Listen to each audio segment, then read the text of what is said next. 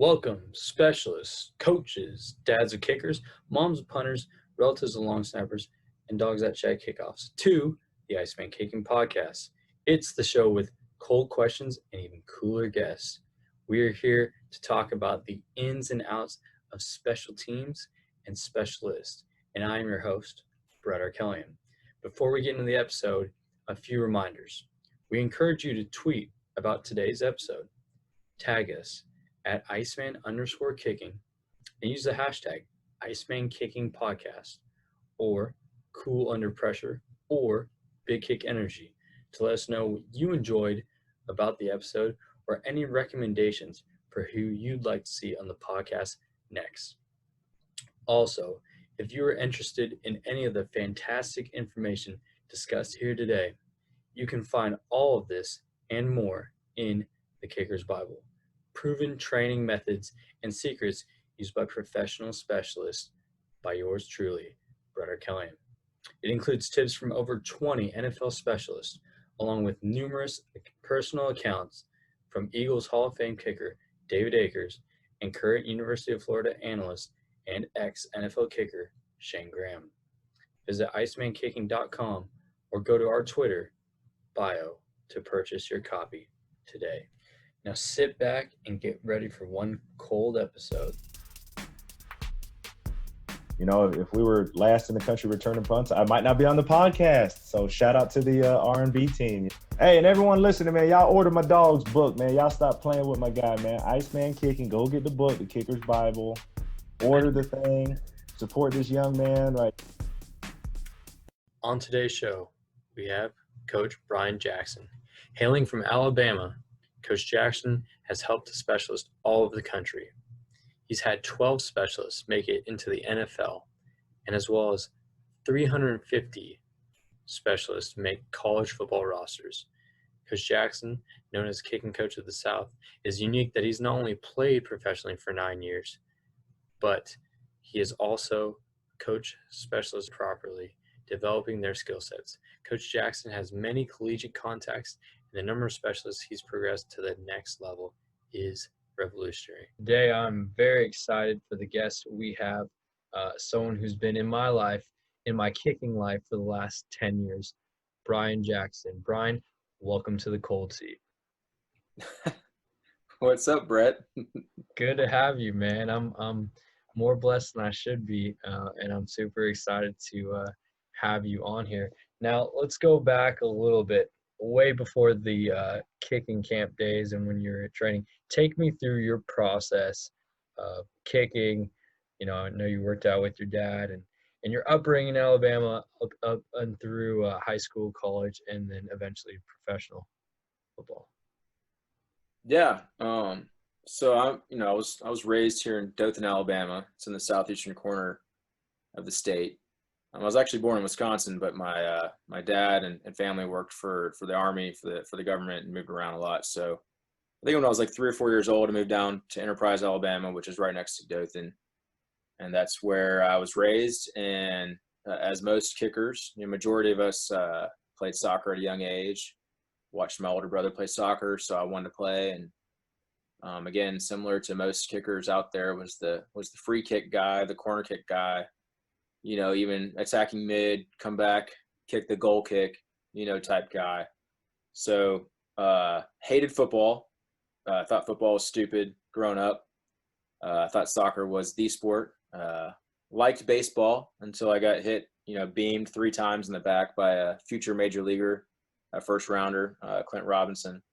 So quit baseball. And then same old story. Coach saw a kid kicking a soccer ball. Football coach did. I was at practice with my older brother. I was an 8th grader. We didn't have a JV team at the school I was at the time. And so my dad was the soccer coach there. Football coach was the school rep, school sponsor. And so he was learning a lot from my dad as far as, soccer coaching and whatnot. And said, is that your youngest? And my dad said, yeah. Said, he can kick the ball pretty good. And he was like, yeah. And does he want to kick a football? And he asked. And so anyways, the coach, Coach Latta is his name. He's still here locally where I'm from in Dothan. He just said, you don't have to hit anyone.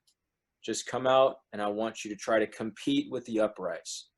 You know, that was his big word, was compete. And so I think that kind of like triggered me. Like that kind of, I was like, all right, I kind of like that. Like I'm just competing with the uprights. And so at that point, you know, came out and kicked a couple times with him and my dad. I really liked it. I did ask him, like, so I don't have to hit anyone. Like I don't have to get tackled. Like, you know, in soccer, a slide tackle I was cool with, shoulder to shoulder. I'm cool with all that, going up for a header. But the whole wearing pads and just bulldozing each other, I wasn't a big fan of. That seemed kind of scary, just being honest. And so after, the funny thing was, after I really was getting into the kicking thing, you know, leading up to my freshman year in high school, I ended up being like the second string running back because he liked a short, stockier guy. And we ran like, I don't know if it's called a wing tee or whatever, but I was like the left back. And so it was really awkward getting hit. And I just was not a fan, just did not feel good. You know, most people are like, it feels good to hit. And so I just told him no. And so played as a varsity guy, as a freshman. I'm a shorter, stocky guy. Martin Gramatica was a guy that I looked up to growing up because he was a short guy. He wasn't as thick. He was more like 165. And so I think the thought of like seeing him hit a 65-yard field goal or whatever it was at Kansas State and being so, you know, tiny, it kind of made me think like maybe I can do that, you know. And then I started watching football more. Auburn, Alabama are the big schools down here, so really enjoyed watching both teams. And then that's when I started seeing Adam Vinatieri, you know, obviously a name that's pretty huge in our industry. And so that's kind of where I latched on to watching him and Matt Bryant. You know, those are kind of the three that I like to watch, you know, because they were, you know, I thought Vinatieri was shorter like Martin until I met him in person, you know, 4 years ago at the Super Bowl. We did a little collaboration and I didn't realize like, damn, this guy's 6 foot and rock solid. So I always thought he was kind of a shorter, stocky kicker. But anyways, so seeing those guys kind of inspired me and made me confident in kicking and aspiring to play college football, you know. And that's where my parents, around sophomore year in high school, they just said, hey, like, look, we have to kind of make a decision here because you've been doing ODP soccer. You know, you made it to the regional pool in the Southeast, which is quite the feat because there's so many states from Texas to Carolina to get the regional pool of ODP soccer. You know, you didn't make the regional team. You know, there's 22 soccer players in a college team, and they divvy up 11 full scholarships between 22 dudes. But in college football, you have opportunities for full ride athletic scholarships, and you're really good at this kicking thing. There's a lot more schools to choose from. What do you want to do? And so then at that point, between sophomore and junior year in high school was, you know, we took away travel soccer. We just did high school soccer, which down here in Alabama, it's in the spring. And then we just focused in on football kicking my last 2 years. So, you know, I was a 4-year starter at Northview High School here in Dothan, Alabama. Was a part of a 21-game losing streak. So there were several games, Brett, where I only kicked the kickoff to start the game or the kick at the half. But one coach, and one of my classic sayings that you've heard me say is, you know, you can get 99 no's, but all you need is one yes. You know, and so after sending 50 VHS tapes to random schools in the FBS, mid-major FBS, FCS, D2, D3, Ball State was the only one that called in November as far as offering a full ride scholarship as being like the number one guy. I was a question about that too is, first of all, you hit on a couple good points. Let me go ask about the soccer days, or just make a remark about that. When I was teaching and coaching, you know, I'd always talk to my guys, you know, younger kids, and say, you know, let's look at the opportunities here for football. You know, there is a ton of money in football. It is what it is. You know, in college football, there's a ton of money there for kids and opportunities. My brother, for example, was an all-state soccer player in California, which is an incredible feat. It's very competitive. Soccer is a big sport out there. And the only offers he got was from, you know, a small scholarship from a Division II school in Hawaii and walk-on opportunities. So you look at someone like me, who was not nearly as talented or garnered, you know, any awards, and I ended up getting a full scholarship ride. So I think that's very interesting, you know, that debate between soccer and football at that level. Absolutely. Yeah. I mean, it's funny because the same conversation still happens to this day that's happened 17 or 18 years ago. You know, it's happened like that the last 7 or 8 years, where I've been actively involved in kicking camps and kicking trainings, where the dad and the mom will have this conversation, and I just like, well, to my knowledge, it's still the same thing scholarships wise. There's a couple minor differences, but you know, best chance is to go the scholarship. I mean, you look at Jack Martin, who you've seen in person, you know, a few times, and he was a great soccer player. He could have been a fantastic defender, but you know, he just has a phenomenal leg, and so you know, full ride offers to FIU, Troy, and South, and you know, he's doing pretty good at Troy. So No doubt. And I'm definitely going to bring him up a little bit later in our conversation. All right. So you sent out all this VHS. I don't mean to date you here, but you brought it up. You sent out yeah. all these VHS tapes, right? So random that, you know, school in Indiana. Did you hit all the MAC? What was Ball State? Why Ball State? So my parents did a pretty cool thing. You know, you're talking about 2001, 2002. In our computer room, they put up a bunch of poster paper. It covered up our whole wall, like I'd probably say like 5 or 6 yards in width, and went down. And on the left-hand side, we put 50 schools. Okay, as far as our, you know, we had one column here, and it had all 50 schools, and then, you know, as you're coming across, the other columns were basically like, you know, did you go on an unofficial visit? Did you get a phone call? Did you receive a handwritten letter? You know, did you receive a generic letter? You know, did you get an offer, a walk-on offer? Did you get a scholarship offer? Like, we still had the same terms 17 or 18 years ago. Did you go on an official visit, right?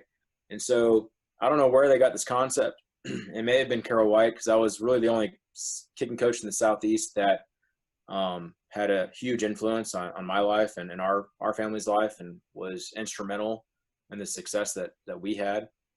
And so love Carol White.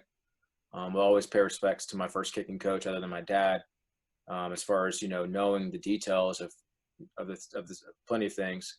And so, you know, I think probably my parents put Ball State in there. You know, obviously I would throw in the Alabamas and the Kentuckys and the Southern Misses and Troy's of the world. And then I think, you know, what they were consulted by Carol White that told us several times is, don't put up 50 FBS schools. You know, just similar stuff that we all have said to the young kids, is just, you got to put some FBS schools, FCS, D2, D3. You got to keep your options open. And so I think my mom and dad had put Ball State up there, may have put a handful of, you know, MAC schools in there. It may have been Marshall, because my dad was a big fan of Virginia Tech, you know, big fan of Radford, because that's where his sister went and teaches at. And so dad always loves the West Virginia. He'll always say West Virginia, Virginia area, you know, and he's from Bristol. And so he'll always say Bristol, Virginia, Tennessee, because it's right there on the border. So I think he's always kind of had a soft heart for, you know, where y'all are at. And so I would be willing to bet he probably threw Marshall in there, because Marshall used to be in the MAC conference, as you know, Randy Moss days.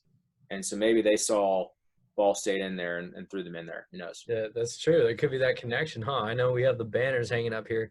MAC champs, 97, 98, I think 2002. They used to run that conference, man. And those were, the glory days right after they won the Division I AA national championship a few times with Randy Moss and Chad Pennington and all those greats. All right, sorry, got sidetracked. So you end up going to Ball State and you kill it. You're a starter. Take me through kind of briefly that process and how your experience was at Ball State. Real quick, just to help any like young recruits out there, do not stick your foot in your mouth, because when a college coach contacts you and you're not expecting it, you got to be careful on sticking your foot in your mouth. And it's tough when you're 17 years old. Okay. But, you know, I had gotten that phone call from Ball State. They didn't offer me right off the bat, but I got a phone call immediately. There was no letter. There was nothing. It was just a straight phone call to the landline. All right. And it was just, you know, hey, is this Brian Jackson? And I'm like, yes, sir. And he's like, this is Coach Carlson, and it was of Coach Lynch's staff. Joe Lynch was my holder, so I want to say it's Bill Lynch. Bill Lynch was the head coach, and but Coach Carlson was the special teams coordinator. He said, hey, well, I'm at Ball State. Have you ever heard of us? Do you know anything about us? And I said, aren't you guys that D3 school, like, up in the Midwest? And so he's like, nah, son, actually, we're going to be playing against Randy Moss on ESPN2. He plays at Marshall. We're in the Mid-American Conference. We're Division I. And so at that point, I was like, I'm so sorry. I didn't know, And so I think, make sure you guys, if you don't know, don't necessarily make a judgment call and saying it's a – Think about what you say first, right? Yeah, so Dad kind of got on me after that. But, no, so I got the scholarship offer in November of 2002 during my senior year and committed 4 days later. And that was after being the number 2 guy at Southern Miss and then the number 2 guy at Louisiana Tech.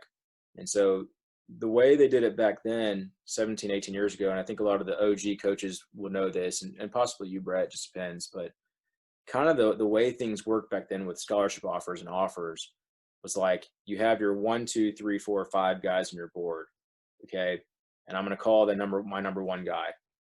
Hey, Timmy, we're offering you a full ride scholarship. You have 2 weeks to commit to us. And like the way I tell kids is like those days when you committed on a full scholarship, it was like a firm handshake to that coach. Where now I feel like when people commit these days, it's kind of like a high five. Like I'm committing to you, but you never know. I may decommit. And the head coach or the coaches may be like, well, we may offer this guy too, and the first one who commits wins. And which is, I think, is tricky, so I think it kind of goes both ways. But I really liked it back then because everyone kind of knew the drill, and so Louisiana Tech was first. The coach, I want to say his name was Trevino, I believe. I'm trying to remember exactly. Oh, it was Tony Levine. Tony Levine he used to coach at Houston. He was a special teams coordinator at La Tech. It was right when Scobie finished. Okay, Scobie was just finishing off kicking there. And they said, hey, you're the number 2 guy, Brian. We already have a number 1 guy. We've already offered him. He's got 2 weeks. If he does not commit to us in 2 weeks, be ready for the phone call. I'm going to call you regardless, but be ready because we may offer you, and you need to be ready. And so literally that guy waited the whole 2 weeks. And then, it had been like 2 weeks and a few days, and Levine called me and just told me like, hey, we didn't have social media, so we didn't have a chance to see like, Timmy commit or whatever. You kind of had to wait for the newspaper or whatever. So, he called and said like, really liked you, I'm going to recommend you to other coaches and all, if anything happens, I'll let you know. So I was pretty bummed for that. And that was like in September. A couple weeks fast forward, Southern Miss gets in the picture. My name gets in the picture there. Same concept. I was the number 2 guy. Same thing happened. Okay. So, but when that ended, we were kind of getting into October at that point, and I was kind of like, in my mind, I'm like, I'm done. Like, I'm one of the most impatient people there is. And like, I didn't trust God at that time. Like I believed in God. I just wasn't trusting the situation and all. And so my parents didn't know what to do, like with a dramatic, emotional teenager.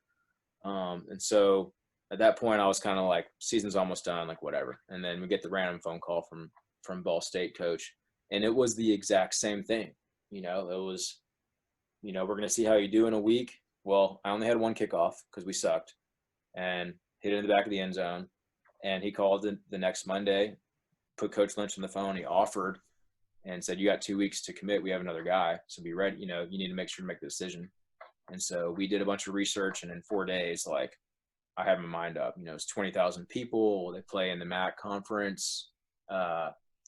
There's 2 seniors, a senior kicker and a senior punter. So I got a chance to get a red shirt. It's David Letterman School. It's a sports broadcasting school, business school, a lot of other different, teaching school. So I was thinking like, sweet, I'll get a 5-year degree, I'll red shirt, and I'll get a sports broadcasting degree, and I want to be on TV one day. So that was kind of my plan. And then Coach Lynch's staff gets fired. Okay. And so I went up, took a visit, got to meet Coach Lynch and all them. Buffalo actually came to us. We beat them. It was snowing. It'd been a long time. I'd never seen snow at a football game. I've seen snow, but never saw it at a football game. And then like a week or two later is when their staff got fired. And then Coach Hoke, Brady Hoke, got hired.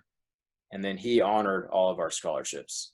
So he could have made the decision to say, hey, we're not going to take you guys. We're going to recruit elsewhere. But he honored all of our scholarships. And so I got to do an official visit and meet him.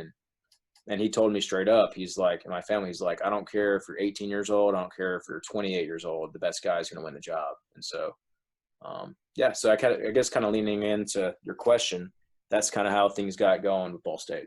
Yeah, that's interesting too, because there's a lot of variables at play there about when deciding to choose a school. Yeah, so deciding if they have your major, deciding who the guy is going to be in front of you, deciding if I have to redshirt, if I have to sit, how many kids go to school there. Those are all, very important in deciding a school. I think that was really good that you brought that up. Yeah. I mean, that's what my parents ingrained in me too, growing up is, and I don't even know if I was contemplating NFL. I don't think I believed in myself at that point that I was playing in the NFL, but they had said, you got to make sure you have 2 or 3 degrees that you're looking at. And so that's important. So yeah, I mean, at that point I was like, I'm going to be a sports broadcaster. I want to commentate college football games. You see Jay Feely out there repping us, you see Pat McAfee doing his thing, so, obviously I've done my thing quite a bit too and still do, but, so that was my plan going to Ball State, was to be a sports broadcaster, and it was a 5-year degree, but things changed. So, well, I think you'll still do it someday, Brian. I think you got a great platform, and you're going to make it. I believe in you. So, okay, take me through then briefly your Ball State experience. I know you've had a lot of great games where you started and you guys play in some phenomenal places. The Ball State was awesome. Loved my experience there. Brady Hoke is an amazing man. I think he's still the head coach at San Diego State now. He's bounced around a lot. He's been at Oregon. He was the head coach for Michigan for several years. He's been with the Panthers. But he was amazing. He was tough. He was a physical guy. He played D-line. He coached D-line even though he was the head coach. He loved special teams. He loved kicking field goals on 4th and short because he was a defensive guy. He expected you to do your job. He hated excuses. He yelled at you when you messed up, and he praised you when you did really well. So for me, like, I owe a lot of my mental toughness personally from dad and mom raising me, but really like hitting home was the 4 years I was at Ball State. Brady Hoke and staff they're awesome. I would say Brady's a coach's coach. I don't know if he's changed now just with this day and age, but he didn't care. Like I told you, he didn't care if you were 18 or 28. Whoever was the best was going to win the job. He like stuck to his word, man. Like there was no politics, or no parents involved. It was just, here's the numbers, here's the ball flight. This guy earns a starting job. So when I went to fall camp, they asked me what number I wanted, and I was a big Ronaldo. When I say Ronaldo, I'm talking about like the Ronaldo you and I know from Brazil. So I was a number 9, number 10 type guy. So at that point I was like, I get to pick my number, and they were like, well, if you pick the number you want on your list, just understand there's another guy that has a number that's playing. So if you end up playing, you're going to have to pick a random other number that's probably left on the list. I'm like, well, I'm going to redshirt, so whatever. So I picked number 10, and then we're getting into fall camp, and there's a senior on scholarship ahead of me, and there's a senior that's a punter that's on scholarship that's ahead of me. And I fully thought that I was in a redshirt. I'll compete as best I can. Well, I'm a type of guy that's old school kicking, that didn't know any better, only had so many people. We didn't have 100 kicking coaches like we have now, which I think is great because there's a lot of resources. But I was a guy that could go out and kick 150 balls, and my quad would get kind of tired, and that's about it. Like I could handle it. I don't know if it was from kicking soccer balls from over the years, but it was like my quad was like groomed to withstand that amount of reps. And so Coach Hoke was a big, let's kick to the returners, let's punt to the returners, let's do onside kicks, let's hit, pooch kicks. All right, we got field goal team. And we had two-a-days back then too, like a bunch of two-a-days. So I was, after week 1 of fall camp, I was like the last one standing.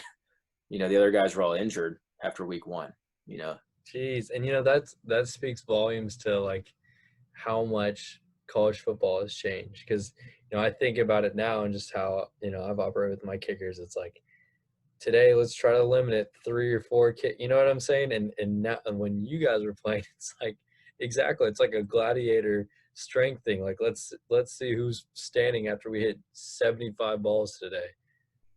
I still think it's bad these days. I'll be honest. Unless you got guys like yourself that can get in there and try to twist the special teams coordinator's arm, like I don't think people understand that you're exerting energy on a 3-step pooch kick to a returner 40 yards away. You're still going at the ball and you're still swinging your leg. I think the only rep that you're not exerting energy is like a no step or a pop, or any dry rep. Any kind of 1-step kick or 1-step punt, you're exerting energy and force.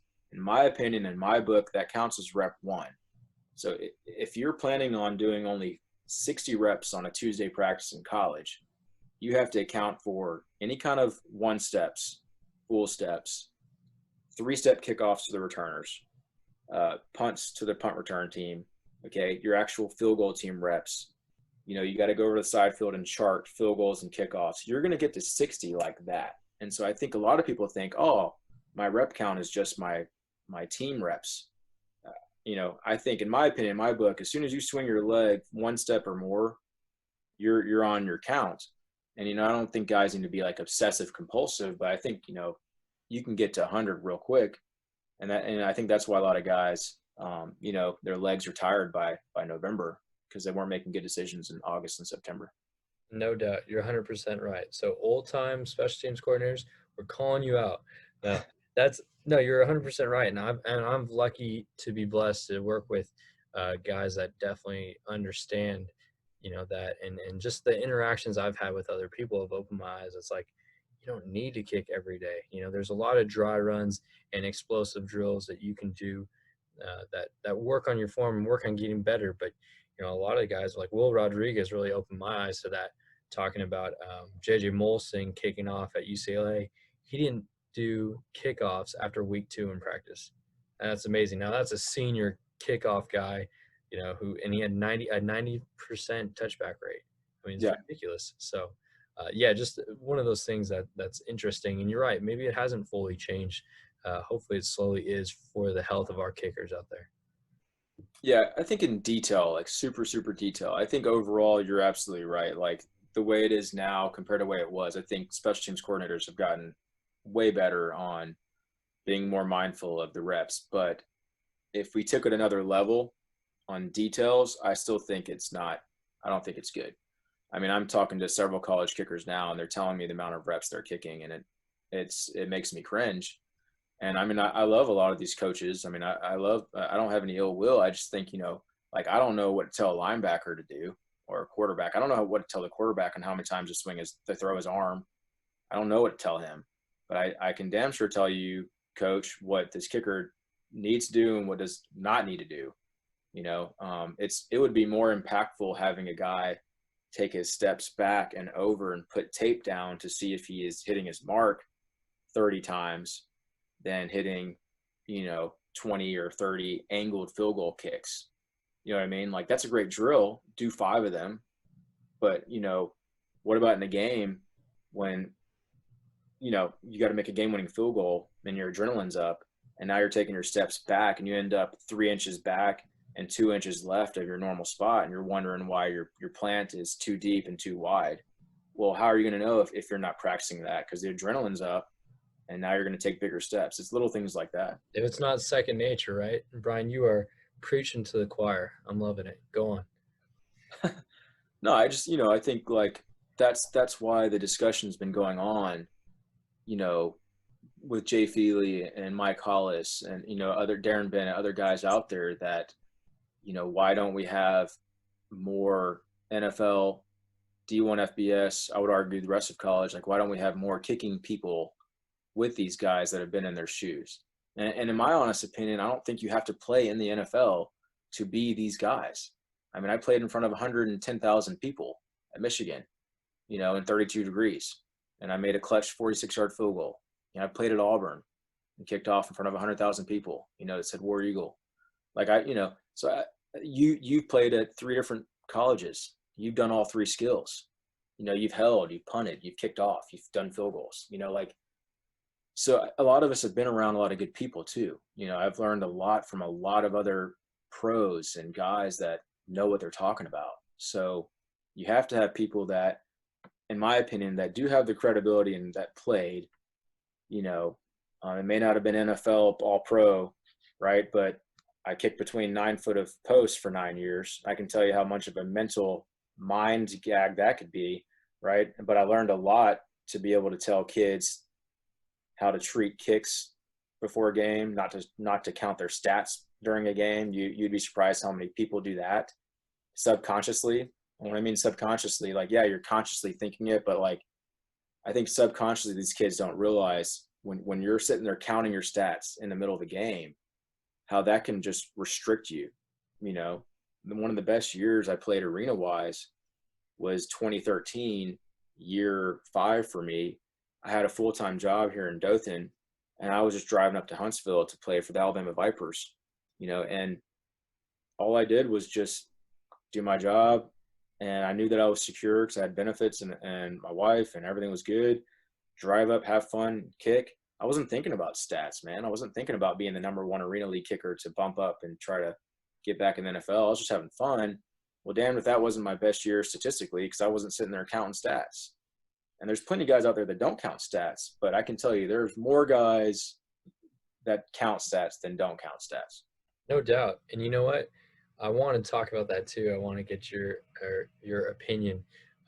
NFL kicking coaches. I mean, we've seen this discussion.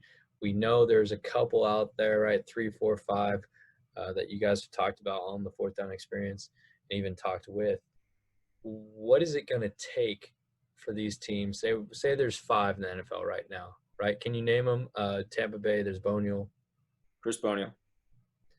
So who else do you got? You got Houston up in with the Patriots. He played at Southern Cal. Great kicker. Used to be a great kicking coach. You know, third party, just like us, right? Then he went to college, Iowa State, I think Alabama, and then okay. So then now you got Jamie Cole that's doing some work up the Bears, right? Nate Kading has done a little bit of work, I think I want to say with the Vikings. There's one more guy out there. Who is it? So, you know, well, there's Randy Brown. Okay, Randy Brown. I mean, huge dude. I mean, the guys coached David Akers and coached Justin Tucker. Two of the best kickers ever. You gonna tell that guy that he's not a good kicking coach because he's never kicked a ball? I mean, that guy is amazing. We did a podcast with him, and I learned so much from him, man. Like, just the way, just even hearing. I've never met him. I just heard him on the phone talk, and I feel like if I was struggling in a game or struggling in practice and going through a rut, just like his demeanor and like the way he sounded, it like connected with me and would make me feel reassured.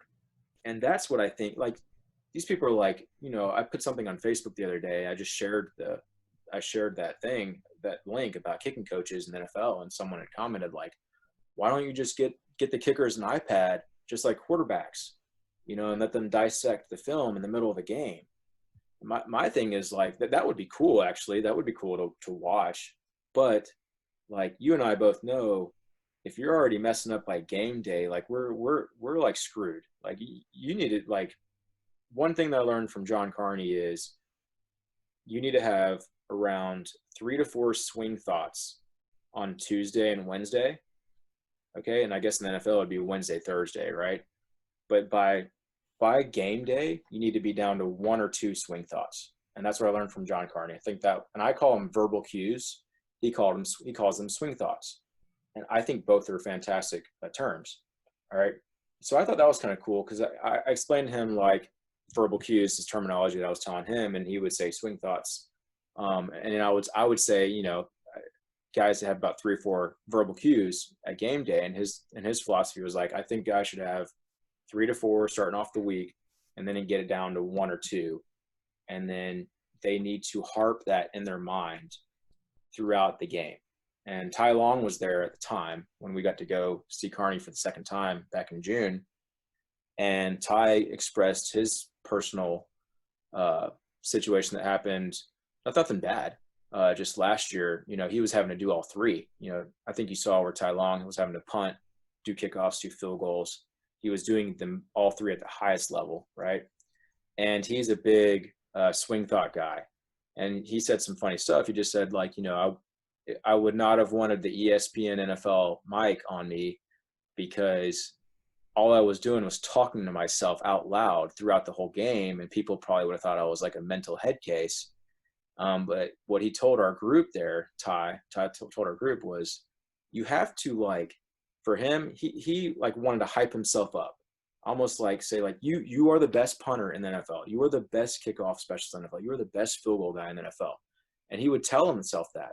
He would tell him his 2 or 3 swing thoughts he would be saying out loud during the game. And I've never heard anyone say that before. By my junior and senior year in college, I would tell myself my 2 or 3 verbal cues, but I never heard anyone say they were kind of like talking themselves and hyping themselves up. Obviously, the man did a phenomenal job last year. Ty's always been a stone cold killer when it comes to kicking. He was phenomenal at UAB, killed it at the CFL. And I really loved hearing that story by Ty, because that just kind of harps on the more you're saying positive things to yourself, the more you are telling yourself verbal cues or swing thoughts to be successful, the less chances of bad thoughts creeping in. At the high school level, it's popular. At the college level, it's popular. If you see on the scoreboard that we're down by 2 points and there's 3 minutes left and we're driving on midfield, one of 2 things is going to creep in your mind. You're either going to be on one mentality, you can call it the mama mentality, whatever you want to call it. I cannot wait for this opportunity to drain this field goal. Okay. Or you can be on the other side where it's, what if I miss this kick? Man, I hope this kick goes in. When you start using terminology like that, your percentage is going to drop dramatically. I would even argue 50% success rate.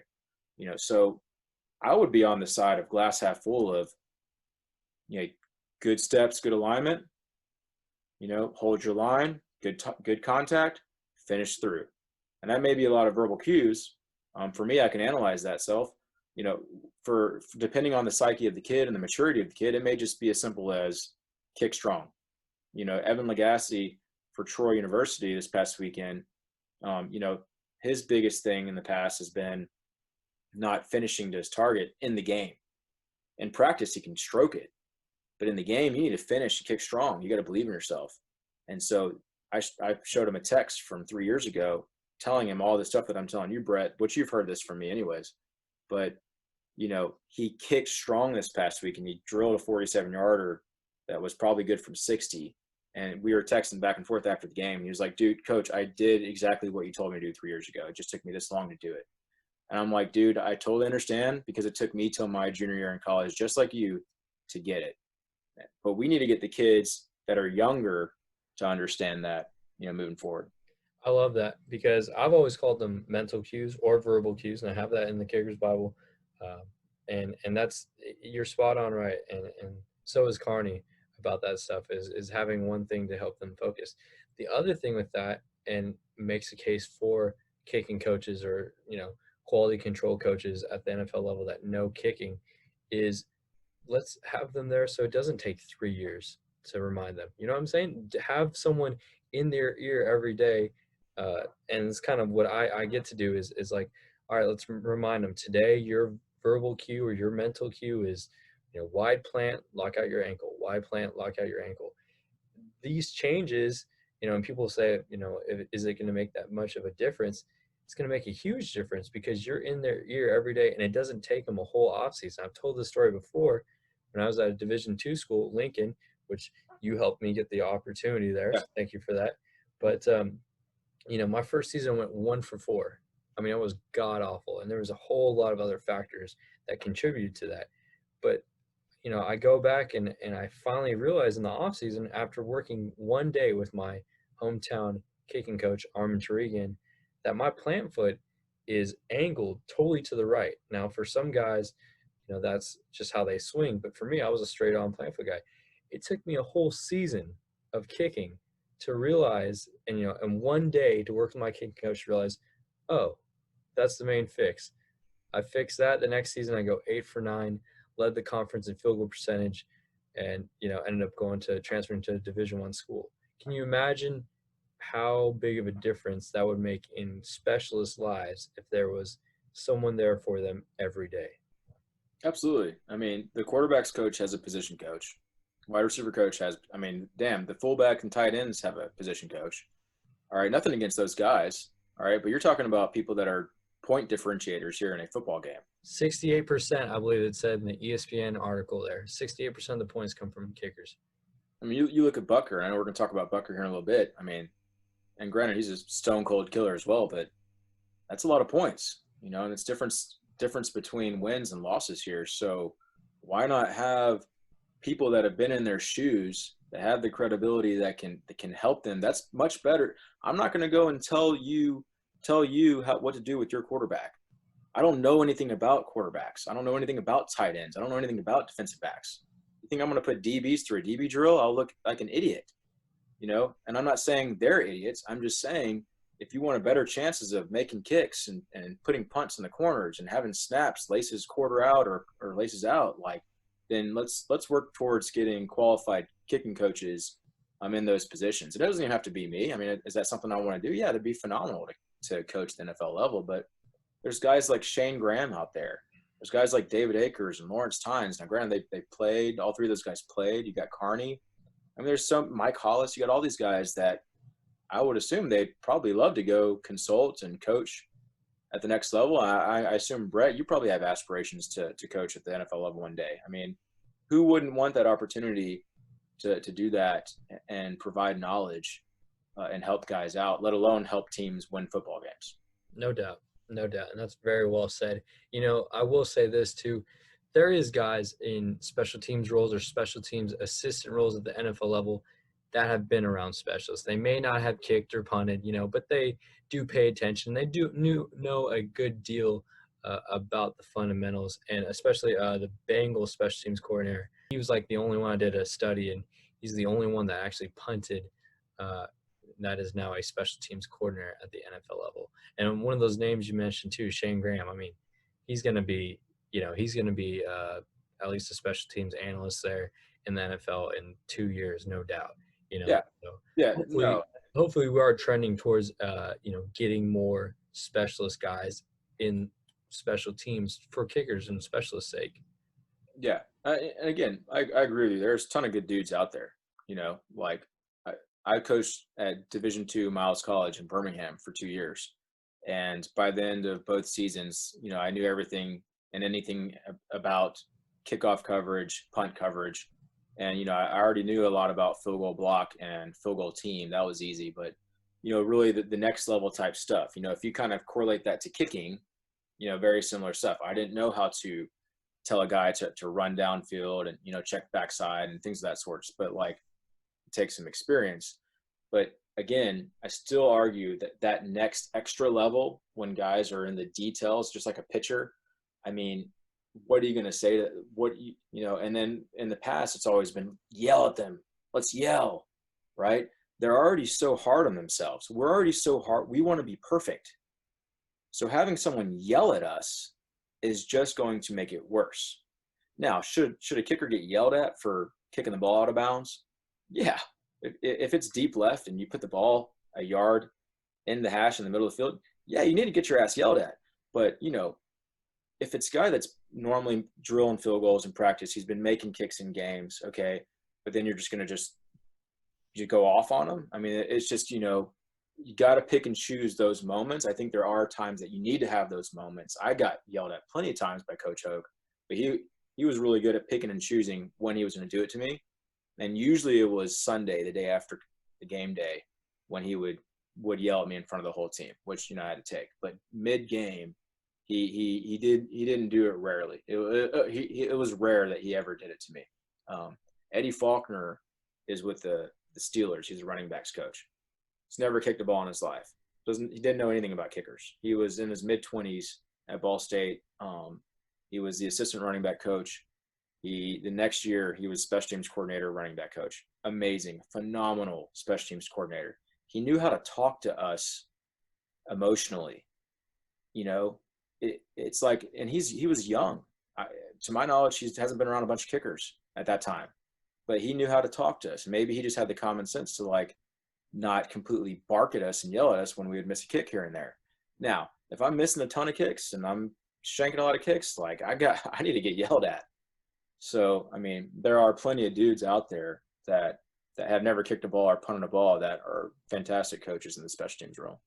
I'm with you 100%. And that's something I'm learning too, is it's not always fundamentals of kicking, you know, it's balancing their emotions in a game time. You know, that's what our role is helping your specialists remain calm in pressure situations, or putting them in the right mind state in those pressure situations. So that's awesome, Brian. I want to fast forward a little bit. I want to talk about how we met. And I talked about this briefly with Matt Carazosa, who's like our third episode here. I know you've had him on the Fourth Down Experience, but you know, I'm a junior in high school, I think, or maybe I'm going to my senior year, as 2012 or 2013, maybe it had been actually after my senior year. No real opportunities. I'd been talking to a few D3s down in LA. I'm from California, and a Division II University of Mary in North Dakota. And there was maybe a chance of scholarship opportunities. So no real opportunities. And I honestly can't remember how we came upon your camp, but I'm like, okay, Brian Jackson, very affordable. You know, this guy has a great history of playing. He played 9 years. 9 years. Arena Leagues, yeah. 9 years Arena League. And that I'd met Mac at the Cal camp. And so we're like, all right, well, let's go to this camp. He's coming to Fresno, California. Shout out to my hometown. So random. At Clovis West. Shout out to the Golden Eagles, even though they were rivals then. Okay, so yeah, we get out there. And honestly, it was one of the best experiences I've ever had, because it was really one-on-one. We had Nick Maroney out there, Mac. I forget who the fourth guy was. From Indiana. Yeah, yo, that's right. Your boy, what was his name? I don't remember his name. He just flew out from Indiana. He never even kicked in college or anything. Such a great kid, man. He was going to walk on at Indiana State. I loved him. He was a great kid. And it was a 2-day camp. I still have those clips, man, and my, you know, when I was teaching, my students saw it. I'm like, oh my God, you had a mohawk and these Maryland State Pride socks. But yeah, you were just such a stand-up guy. And that was the first time you'd shown me the clip from The Legend of Bagger Vance, which you said you watched every night before your game. And I'm like, wow, that was the first time I learned about mentality of kicking. Yeah. I mean, so we had a sports psychologist come in every fall camp. It was the same guy. Brady Hope brought this guy in. It was for the whole team. So it wasn't just like, hey, come talk to my kickers, their head cases. It was, this guy's talking to everyone, you know. And it was the fall camp before my junior year in college in 2005. And that's when like things went, you know, I had a good career. I played all 46 games, made 49 of 64 yards, you know, 64 field goals. Had a great career. But I would say I was really, really good my junior and senior year at Ball State. And it was after that when they showed that video, which is just crazy. It's like, you know, just making a good kicker to a really good kicker, having just one or two little experiences like that. And so, yeah, The Legend of Bagger Vance, really good golf movie. I recommend everyone to watch it. A lot of people that are probably like in their 30s, 40s, 50s have watched it. Young bucks need to watch it. Just young college pros, I would argue, if you're depressed in your job, watch it. I've had to watch it in other situations in my life, nothing to do with kicking. So, yeah, once he showed that, it clicked with me. And, you know, talked about seeing the field. And I don't want to ruin it for anyone else, but all you need to type in on YouTube is Legend of Bagger Vance, seeing the field. Okay, so make sure you guys watch that. But, yeah, I watched that before every game at my last 2 years of college. after the guy showed it to us, and then every single arena football game in 9 years. You know, I was with the Bears and rookie minicamp too. Watched it then as well. It was just anytime, like I treated those as games. Those can't, because I knew it was a rookie minicamp. But it was just a kind of a way to get me kind of locked in and zoned in, and just kind of being able to see the field rather than just kind of like get caught up with so many things that are kind of coming in. It's just a way. You talk about Harrison Butker making 3 kicks in a row the other night with all the different intangibles. That dude was seeing, I don't know what field that dude was seeing, but he was seeing some kind of field before every kick. That was amazing, and we will touch on that too. But yeah, just it's amazing what that one experience or that video took you from being a good kicker to a great kicker. That's the difference. Is like sometimes it's nothing physically. You could almost be the same guy physically, but if your mentality changes, that's when you become a great kicker. And that video almost makes me emotional. Like I used to show it to all my young guys because it's like, legend bagger vans see the field. It's really about zeroing in and focusing on what's important in life. And that was the coolest thing I think anyone's ever showed me at a camp. Thanks. And it's about like he's looking up to the other guy that's the stud pro and he's the amateur, and he watches him see the field and his prep up before that kick, it's a golf tee shot. And then that's when it clicked for him. And then he tried it and he just, he piped one right down the fairway. And so, Spoiler alert. Yeah. But when people watch it, they'll know. You have to watch it, and then the volume needs to be on point, needs to be up, and you need to get keyed in on it because it does make you. It gave me chill bumps. It still gives me chill bumps showing it, to kids. So. Turn out the lights. Have that the only thing on in there. Yeah. So and then I end up going to another camp of yours in LA, and it just so happens, that some school. Actually, Lincoln University in Pennsylvania calls you up and they say, hey, we want a California JUCO guy because the last guy they had before was an all-American punter from San Diego. And you looked around and you had 3 guys that went to your camp before and go, well, I got 3 of them here. And it's so funny because even when I started kicking, I was not the first option. There was I was in baseball PE, there's a kicker competition, and there was 3 guys they talked to. And we all went to like 45. We all made it. And they're like, hey, you guys need to kick. But they weren't talking to me. They were talking to my buddy, Garrett Browning. And that kid was like, no, I don't really want to play. And I was like, I'll do it. I'll definitely play. They also hit up one of the kids that went to your camp. He was a DJ living in LA. Yeah. I don't know if you remember that kid. And he was like the first option. And he was like, nah, I can't go to Pennsylvania. So I was like, I'll do it. It's that opportunity.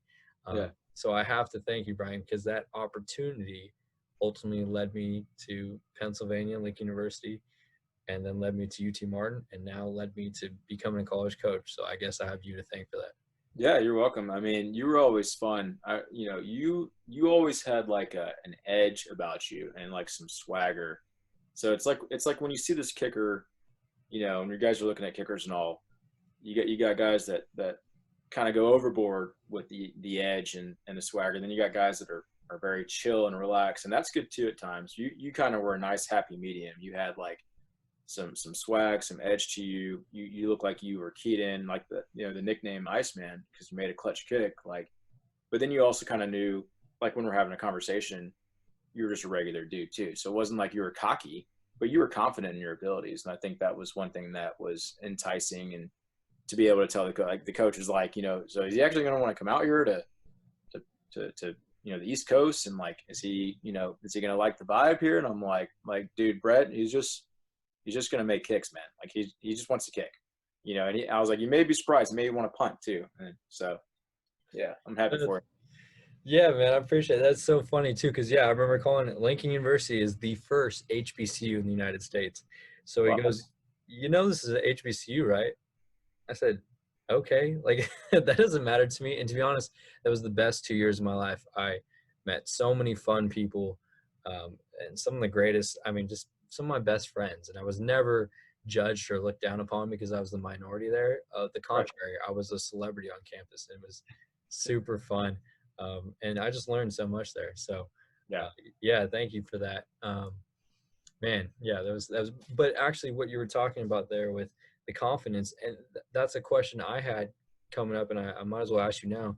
How do you evaluate these guys that you work with leading up to college? How do you evaluate their mentality? You know, because I'm sure these college coaches are going to ask, okay, so what do you think? Can he make clutch kicks? You know, how does he carry himself? How do you evaluate that in just kickers you work with? You know, it's a really good question, and you know, I've had several discussions with Lawrence Tynes, a phenomenal kicker in the NFL, and you know, he's not playing now, obviously, but he was a great kicker, you know, Super Bowl champion.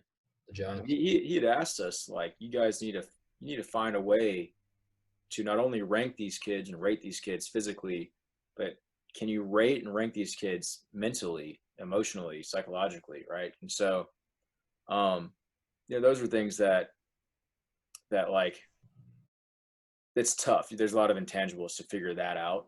But to go back to your question, for me personally, it's just I I really like to see how the kids react. You know, even if it's just a camp or a training or something like that. You know, like I'm going to see how you react over an extended period of time, whether that be 6 hours, you know, or whether it be a 2-day event.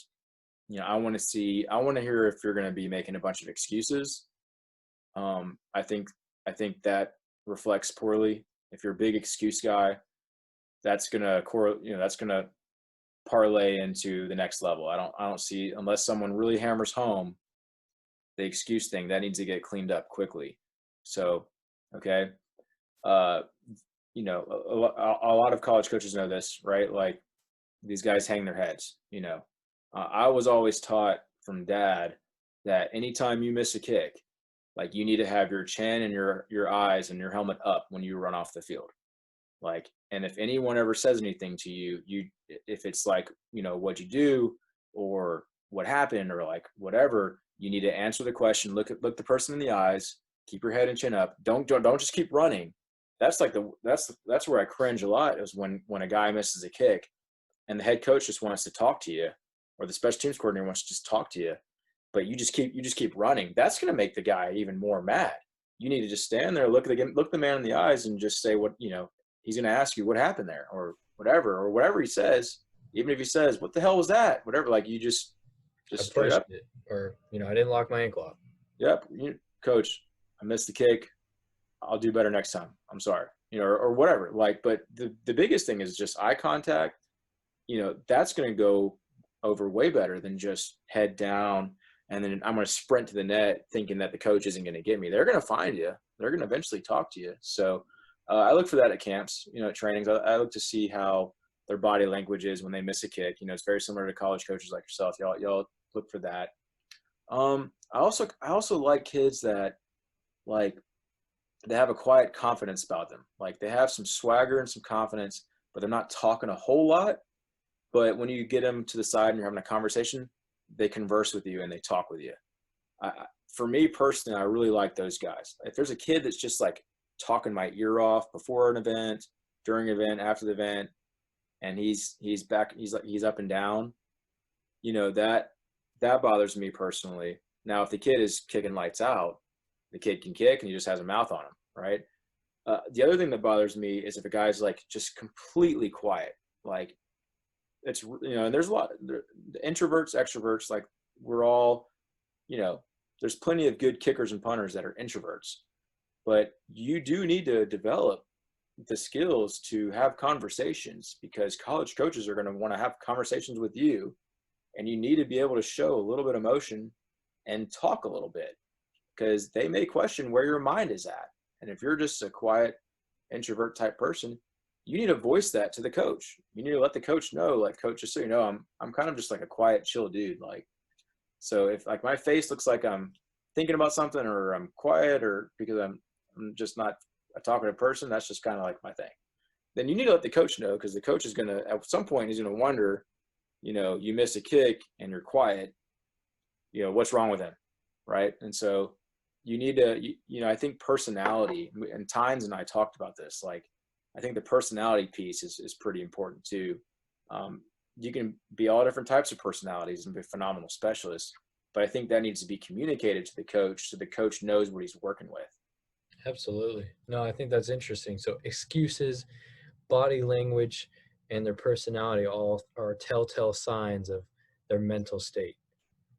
And I would throw the fourth thing in there is when we have a pressure type situation, and as you know, at things that we do, we are not in a game, but we try to throw the pressure element. I think personally, I think having two people yelling and throwing things at you, that's not realistic in a game. Okay, you don't have people now. Are there some D linemen and DBs talking crap? Yeah, I could probably count on one hand in the amount of games I've played in my life that I actually could hear that I'm physically listening to Johnny talk to me right now, right? In arena ball, you may have 100 people in the stands, you may have 10,000 in the stands. But like at Michigan, I couldn't hear anyone on the other side of I kind of heard noise. You were seeing the field. Yeah, I was seeing the field, exactly, right? But true freshman and true sophomore year, I wasn't seeing no field, and I played at Boston College and pushed a kick to the right, but I couldn't hear those dudes. So yelling at guys and getting in their ear, I don't think that's realistic. I think maybe having some noise, like some teams have put up like speakers when it's like a 2-minute drill. I think that's a great idea. They did that at Ball State there for a couple of years.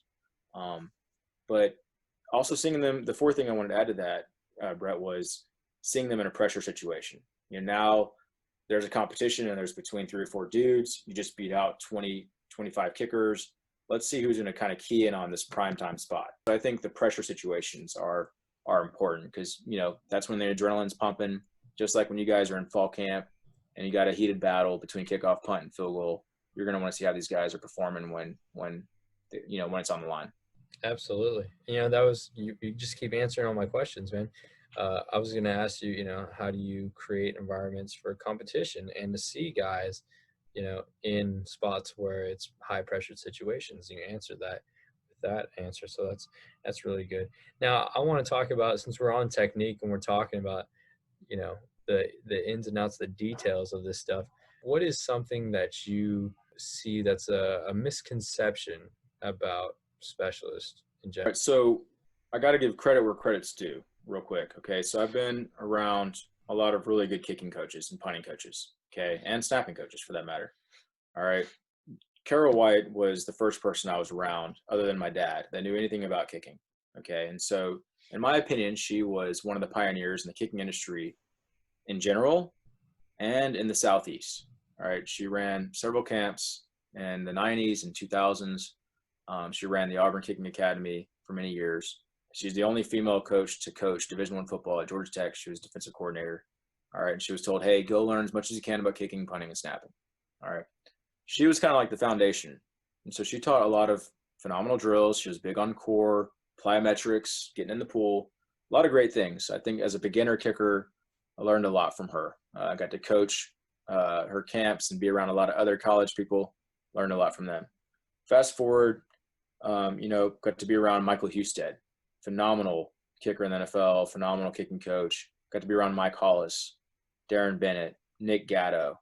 All right, a lot of just dudes that just know how to coach kicking and punting that did it at the highest levels. Nick Gatto is a 13-year arena football veteran, has one arm, and was making tackles. Another guy you need to get on this podcast, just a phenomenal kicking coach in Houston. All right, so I've heard a lot of different things. I've learned a lot of different things. All right. One thing that made me feel good going through this whole process is no step drill, or what I call pop now. Okay. A lot of people don't like it. A lot of people do. Okay. I think it teaches a lot of great things.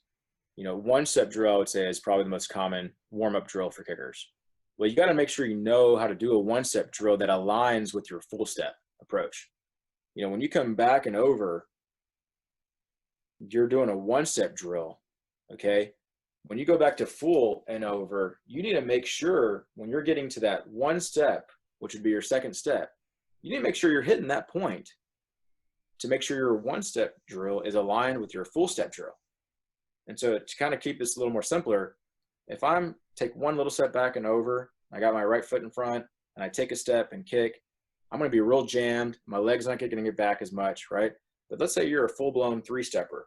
okay, and you take a jab and your second step, well, your second step hit here, but yet you do your one step drill here, going this way. That's like that much of a difference. Okay, you know, key thing here, right? Like, I'm in DMs right now with Harrison Butker. Okay, I changed to a two-step kicker when I was with Gano with the Panthers. All right, he told me how much he liked the two-step approach and how it actually allowed him to kick farther because he didn't have any wasted / inconsistent motion. Also, watching Ryan Suckup helped doing the two-step approach. It convinced me as well. It took me a couple weeks to get used to it, but I really do like that. All right. So he goes on more. We kind of talk about this more. And I like a jab two-step. I like a full-blown three-step. I like a two-step. I think you need to know what works for what body types. And the second thing is I think you need to know what's comfortable for the athlete, where they're making their B balls and A balls. Another thing that Harrison said here is when he's looking at Graham Gano's film and Ryan Succop's film is, the way I look at it is your last step is your most important step. Your second to last step is the second most important step. And if you have a third step, which would be your jab, then that's your third most important step. So I thought that was kind of cool to hear that from Harrison. As a tall kicker, he's what, 6'4"-ish, okay? As a tall kicker, why waste precious space on a step that has the least effect on your ball? You could make the second to last step longer and therefore more powerful, and in a case probably more consistent, because second to last step, it could be very cramped and hoppy. And he's saying he used to be exactly that in college, okay? And get real hoppy to save space, which in turn would lose power for him to go downfield. Right, so his power is going downwards, right? If you're hoppy and you're bounding, we talked about this with David Akers too, is like your energy is going where? Straight down into the ground. Yep. And, you know, he even talked about how with him and Tucker, all right, you know, you mentioned Graham and Suckup both have no wasted motion, which he's dead on. You know, most successful veteran guys are like that. That's what's so odd about, you know, other really, really talented kickers too in the NFL that have a lot going on, but yet the ball is so consistent. You know, one thing too that we all have to understand, those guys are the 32 best guys in the world, okay? And yeah, there's some movement here and there, but if you got to play in the league, you're one of the 32 best guys in the world. There's thousands upon thousands of us kickers. All right, so not all of us are going to be Justin Tucker and Harrison Butker and Adam Vinatieri and Sebastian Janikowski. Like, dude, that dude at Florida State, like 85-yard kickoffs. Some of these dudes just have genetics, man. Like, some of these dudes have the build and they work their tails off in the weight room. Like, you know, Harrison mentioned that in an interview with Pat McAfee just recently that he feels like he's just now kicking his strongest ball. You know, he looks amazing. You know, he's got huge muscles. The dude's leg whip is so fast. So you got to think, like, first you got to get the genetics. You probably need to have some kind of background with soccer or swinging the leg. There's plenty of kickers and punters that never played soccer. But you have to have some kind of background. And then, you know, the weight room, you know, nutrition, trying to build leg speed, get in the pool. There's so many things that you can do. So I just think these guys have a lot of things going for them, but you also kind of have to know who you are. So I think, you know, again, I think a common issue out there that I see is guys don't know what to do with their feet. Okay. And what I mean by that is a line that I like to use that I personally came up with. I always give credit where credit's due. The line that I like is your feet dictate what the next, your feet dictate how successful or unsuccessful you're going to be in the next frame. Okay. So if I'm punting and let's say we're going directional right. Okay. We're going directional right. All right. I'm going to make sure that when I jab, if I'm a three-stepper or if I'm a two-stepper, I'm going to be on my railroad tracks to that point. All right. But as soon as I open my foot out and flare, that foot is going to dictate the hip, and the hip is going to dictate the shoulder. So a lot of kickers and punters the kicking coach, like you, or the special teams coordinator may say, dude, like you're off your line 2 to 3 yards. Like walk straighter. And they'll tell themselves here and up, all right, I'm going to walk straight. All right. And they still walk off their line, maybe half a foot this time. Okay. You need to realize what's going on with your feet. Your feet dictate what your hips do, and then your hips dictate what your shoulders do. So as a jab, as a full-blown three-stepper in high school and college, I knew even back then to jab towards my plant. My second step needed to be towards the ball and not opening my foot up to the holder, because I knew when I opened up my foot up to the holder, that was going to open up my hip and shoulder. And it was also going to manipulate my kicking foot in the backswing. And a lot of kickers that come in with their toe back like this, not back diagonal, they flip their toe up on that right panel, and you'll see an X rotation ball. Or you may see a ball that's floating left. So again, it goes back to the one of the most common issues that I think, to go back to your question, Brett, is I think that kickers and punters are not aware of what their feet are doing, because their feet are dictating so much that's going on with their body. Well, you're 100% right with that. And that's really cool. I love any input. When you get input from a guy like Harrison Butker, you know he's right on the mark, you know, because he's doing it, and he freaking hit 4 57-yard kicks or 3 57-yard kicks, you know, just a couple of days ago. But you're right in the aspect. I've seen guys that they're just guessing. You know, you're taking a one step, and they're just guessing where their spot's at. Well, no, let's be exact. You know, kicking is a matter of few inches. If you're a few inches off the sweet spot, you miss the kick entirely. So let's be exact with, you know, finding our one step. You know, I don't know if you showed me or someone else showed me, you know, taking your one step, how to find your spot, have a buddy watch you do your full steps, and then find where that drive step is, right, or that second step, and start there for your one step. Or kickoff steps, we need to know where our directional left and directional right kickoff steps are at. Don't just go to a spot and be like, all right, I'm going to change 2 steps to the left because I'm now hitting a directional right. No, you're going to be totally off. Find a spot that is exact. Yeah. My true freshman year at Ball State, we were playing Indiana State at home, and I was watching film like during the whole COVID quarantine thing. And I was just laughing at myself, because that first game, you know, I was just hyped. I was getting to start first year or whatever, first game, whatever. And it was directional right deep. And dude, I didn't take any steps back. I just ran back to like the 12-yard mark. And then I just like found a spot. There was no formulative, like, and I don't think it necessarily has to be a perfect step back and over, but I didn't know where my spot was. And I just did a snake, and, you know, I kicked it 7 or 8 deep. Right. But I mean, it was just not smart. So you're exactly right. You need to know where your marks are, you know. Had that leg strength though. Yeah. Yeah. And part of it too is, and this is what I've heard from Young Hoo Ko, who's, you know, the kicker with the Falcons, is the way he found his steps is he takes field goal steps, 3 back, 2 over, and then he marks that spot, and then he takes his kickoff steps through that starting point. Mm-hmm. You know, so maybe if you're looking to find your deep right from the middle of the field kickoff steps, you take field goal steps that are angled to where you'd want to hit the ball towards that corner, and then you find your steps that way, and it might change it, you know, a yard or 2. What do you think about that? I love that concept. I actually never heard that before. And it already makes me want to do it to a few people. To kind of keep spinning off on that comment that you made, Stephen Yaffe is a really young kicking coach in our industry that's really doing a great job. You know, I've seen him when he was young. Both Chris Hughesby and I have been able to train him and coach him before in the past. And one thing that I really like that he's doing is he's just getting some really cheap shaving cream, and he's using shaving cream, which, you know, just disappears after, you know, a couple minutes or whatever.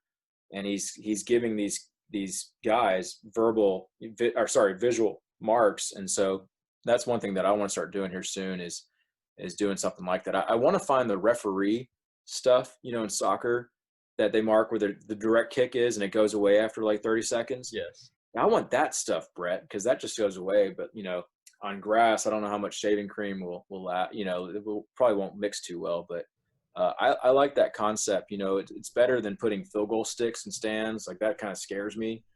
I think guys will start tippy-toeing and being a little more scared. The shaving cream thing, I think, is great, especially for punters, man. Like, dude, just taking your steps off 6 inches to the right just messes things up so much. It's just wild. And you're sitting there trying to focus on the drop so much, and you're taking a 1.5 foot steps off your line. Like, there's so many punting coaches that I've been around that harp on the drop. And yes, I think the drop is super important. I would argue that the steps in depth and in accuracy, like as far as alignment, I would argue that's number one, and the drop is number two right here. All right, because I feel like if you can at least walk straight and have compact steps, if your drop wasn't as perfect, you still may be able to get it off pretty good. It may not be a perfect turnover or a nice wiggle. It may be still inside, but still may get enough drive and hang if you're walking properly as far as depth and accuracy. Oh, you're 100% right. And that's the one thing I realized too, just watching young guys work out, is like, punters, their steps are all over the place. And we wonder why that these Aussies are doing so much better than Americans coming in and punting. And it's because their steps, we have a ton of American punters. I know you guys do a good job of coaching it, but they're supposed to be in a straight line. That left plant foot for a right foot punter is not supposed to cross. They're all the way over their body. These Aussies are working on it day in and day out, and their steps are short, they're concise, and they're in a straight line. And that's why they're more game ready, as a freshman than some of these American punters. Yeah. John Ryan, proved a lot of us wrong, and I don't even know if they proved a lot of us wrong. He just did something that was phenomenal that I don't think a lot of people did. And maybe some of the OGs like Darren Bennett and Mike Hollis and these guys may know, but John Ryan, in the last couple of years of his prime, he wasn't punting spirals. He was directionally punting, and he was hitting end over end punts that were going 4.8 to 5.2 hang, anywhere from 45 to 60 yards. So he would hit end over end punts far and high where they needed to be. And I think it was some like astronomical number. It was like 86% of his punts that were like actual field punts, not the pooch punts hitting it inside the 10 or 20. Actual field, it was like 86% were end over end punts. And just that was, for me, I was like, holy smokes, like I've never even heard that. And that was a few years ago, but that's what those guys can do. And I think he's from Canada actually, but a lot of these guys, you don't have to hit perfect spirals. You see a lot of Australians that it's still trying to turn over and it doesn't, but it's still a 4.8, 4.9 directional left. And to coaches, it's just about numbers. It's all about numbers and location. Okay. One thing that I took from Brock Miller, that's been punting and has been in several NFL camps. He's out in Cali. He told us in the podcast that when you're punting, you want to try to aim for three things. And this is what the Rams said to him when he came in, that he told us, is that you need to hit your direction, you need to hit hang time, and you need to get your distance. And you need to aim out of 10 balls in team, 9 out of 10 times you need to hit all three. But if that one time that you didn't get it, you need to at least get two, at that level. So if I can kind of correlate that to Division I FBS college football, like you could probably say, hey, 7 out of 10 times you need to hit distance, location, and hang. The other 3 times you better get two.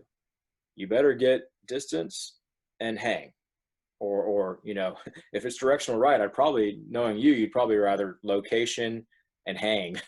If it's going to be a 34-yard bad punt, let's make sure there's good hang and make sure the location is there. And so I thought that was pretty cool. Did he say what the distance and hang time they were looking for? No, but seeing the guy James Harrison with the Simple Kicking app has been really fun to watch, because he's been doing, like, after each week he'll post up on his Instagram and Twitter like what the NFL punters are doing, and some of them are hitting some bombs, but some of them are hitting 40-yard 4.2s, which you would be like, a 40-yard 4.2 in the NFL, that's not good. Well, his direction was perfect, like right on the sideline. And so, I think one of the guys was actually Townsend for the Chiefs in week 1, and I kind of thought, like, man, 4.2, like I thought these guys are NFL. Well, like, again, if the special teams coordinator wants all three, then obviously it works, you know. So again, he didn't say any numbers, but you know, I think if guys are still hitting 4.2 40s and they're keeping their job, and obviously he's doing a great job, and I think that needs, you know, people need to understand too that as long as you're fitting the scheme with what the coach wants to get done, you know, then you're doing a good job. You know, Jack Fox is killing it right now. I think he trained with Cody Mendel. I think his average net is like 52 yards or something crazy through 2 weeks. You know, I know it's only 2 weeks, but still that's a pretty amazing net punt yardage, you know? Absolutely. Well, you know, it's coming from me. My last 2 years, you know, I was mainly just a punter. That's all I did at UT Martin, which is an FCS school. And you know, my hang time was never there. I mean, sometimes I would get a hold of one, you know, and be like, wow, that's a 4.5 45, or you know, 4.7. But most of the time, it wasn't even close. But my biggest thing was location. You know, everyone says, oh, I can hit a 60-yard ball, 5.2 hang right down the middle of the field. But how many people can consistently be accurate with it? And it was Brett Kern that was on the fourth down experience. And it was one of the best things I've heard for punters out there. If you guys have not listened to it, go listen to it. But he said, you need to have a ball that you can consistently hit 4.4, 44 yards out of bounds into a trash can, right? Because if all the pressure is on, you know, and I really enjoyed that episode, if all the pressure's on, you need to be able to say, I can hit this ball. It might be a right directional ball, you know, out of bounds. I can hit this whenever I need to. Mm-hmm. He was phenomenal. He still is just amazing. And he's a MAC guy. He played at Toledo. I played against him. But he's phenomenal. A pro. Yeah, absolutely. And he did a great job on your guys' podcast, and that was a great listen. Hey, one question I had, I think is very interesting. A lot of these guys you work with, and especially as they get older, they're going to have an ego. You know, I've trained with this guy. I've been with all these different coaches. I think I know, you know, even if they've only been kicking for, you know, a few years or haven't really had that much success. How do you balance teaching a guy fundamentals and at the same time letting them be their own version of themselves? Does that question make sense? Yeah. You know, I've never been a cookie cutter guy, full like 100 cookie cutter. It's got to be my way or the highway. I think we're all made differently, obviously. I'm not going to teach a 6'4" guy the same way I would teach a 5'6" guy. You know, like you also got to look at a 5'11" guy that has long legs. Like there's just so many intangibles. So if you have the concept, my opinion, if you have the concept of teaching guys the exact same way, I don't think that's a good, you know, guideline for kids. Like I think that you need to let them be natural. A lot of these guys come from a harsh angle from kicking a soccer ball. Okay, you know, as well as I do. Like a lot of these guys have a soccer background. Okay, and so they come on an angle. So they've developed this angle to hit a goal kick, to hit a pass, to hit a power shot in soccer. They've developed that over many years. And then when you bring that into the kicking situation, most step out to the right and then come over to the left, you know, and they're facing the sideline and the goalposts are there, right? And then you got to get that out of them because they're so used to playing soccer. Soccer, you're going around, passing, kicking. You're not thinking of a precise step line to kick. You're just playing soccer, right? So you got to get that down. But I think for me, like I'm going to look at 3 or 4 like the most like important pieces. You know, like foot to ball contact, I think is huge. You could be the worst kicker as far as technique wise. You could look terrible kicking the ball, but if you have really good foot to ball contact, you can score points. You can make kicks. Like I was a hardcore deep plant crunch, and my finish, my leg came up and then went straight to the ground. All right. I didn't have any kind of skip through and up through the ball and land on the plant foot and then the kicking foot. You know, I was very much hardcore crunch because I was short, and I felt in my mind, in order to kick it far, I need a crunch, right? And there's so many kickers that do that because and especially when guys go to the ground, I got to crunch even farther and plant even deeper. Well, really, that's the opposite. You know, you need to be able to stand somewhat tall to allow that kicking leg to come through up. And I really got keyed in on that talking to Michael Husted and Mike Hollis. That's where it really got keyed into me on working on the core, standing tall to the ball and letting that kicking leg come up and through. Well, Hollis is a big chest guy, right? Big on Yeah. having your chest up. Yeah. Hollis is great. A great guy. Really good. Obviously his experience backs him up. He's a shorter, stocky guy too. I wouldn't necessarily say stocky, but he's a short guy.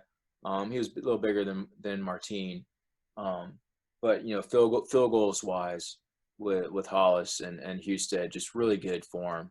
Even Kenny Spencer, you know him now and where he's at. Just those guys, Jason Myers, oh my gosh, with the Seattle Seahawks. And you talk about, if you want to watch the prettiest form out there, in my opinion, as far as the prettiest and the best looking, that's him. Justin Tucker attacks the ball very quick. Upswing is phenomenal. Gets down the field a good bit. But dude, the dude's leg whip and just the snap, like he is so precise when he snaps his leg at contact. It's the same thing almost every time. And he's been able just to make that his form. And it's just worked out so well. Boswell looks very similar to him. So for me, to go back to your original question, ball contact is one. Like if a guy has a lot of issues, if I can just get him to get really good foot to ball contact, like that's gonna be key. And then the second thing is making sure we're hitting our marks. Like, so based off your body size and body type, if you're a full blown 3-step, which there's nothing wrong with that. Okay, if you can do it effectively, that I did it for many years. If you're a jab 2, that means you're just taking like a small first step and then you're taking 2 normal steps. You can make that effective. And Cairo Santos does that really, really well. He kind of takes a little bit of a jab. It's like a 2-inch jab and then 2 steps. Or you can be a full-blown 2-step, which is kind of like Harrison Butker, Robbie Gould, Suck Up, Gano. There's a lot of really good 2-steps. Sam Ficken. It's kind of like they just roll in. They're rolling in off the jab, but they're not jabbing. They're just rolling in, and then it's the second and third step. And so, in my opinion, those are the 3 categories, and you're going to fall somewhere into one of those 3. And then now it's just making sure you're on your line to the ball and trying to stand a little tall somewhat and transfer your weight through, and then just zone in on the foot to ball contact. You hear Harrison Butker talk to Pat McAfee today, and all he's talking about is the off season. All I worked on was foot to ball contact and rolling my ankle over. He said, that's what I needed to work on to get my distance down. That's literally all he said. That was the one thing he worked on. Wow. Technique wise. And that's so, really cool. And we got to see him in May in Kansas, and we talked about all this kind of stuff. And when I saw him in person, the dude is just towering over me. And he's like a sponge. You got to think he's like in his young 20s. And he's asking me, what do you see wrong with me? I'm like, in my head, I'm like, Super Bowl champion right now is asking me what I see wrong with him. Now, granted, I'm 35. I didn't play at the NFL level. I was, at rookie camp, but I played college and played arena ball for many years. So obviously he respected me enough to ask me, which was cool. And I'm like, look, dude, like you're a roll-in 2-stepper. You look awesome. Your leg tuck in the back end is amazing. Your flexibility, range of motion is great. Your flex toe on the back end is setting up a navicular bone contact. That just means you're hitting the biggest bone on your foot. Your ankle's rolled over. So you're activating a huge quadricep muscle that you have on you because you're 6'4". So a 6'4" quadricep, those 4 sectors are going to be bigger than a 5'6.5" quadricep. I have big quads, but my quads are not going to be as big as Harrison Butker's at 6'4". Okay. You still need to look at the groin and the inner thigh. And this is a lot comes back to Husted and Hollis. Okay. Like a 6'4", 6'5" guy. All right. You look at Hashka. Okay.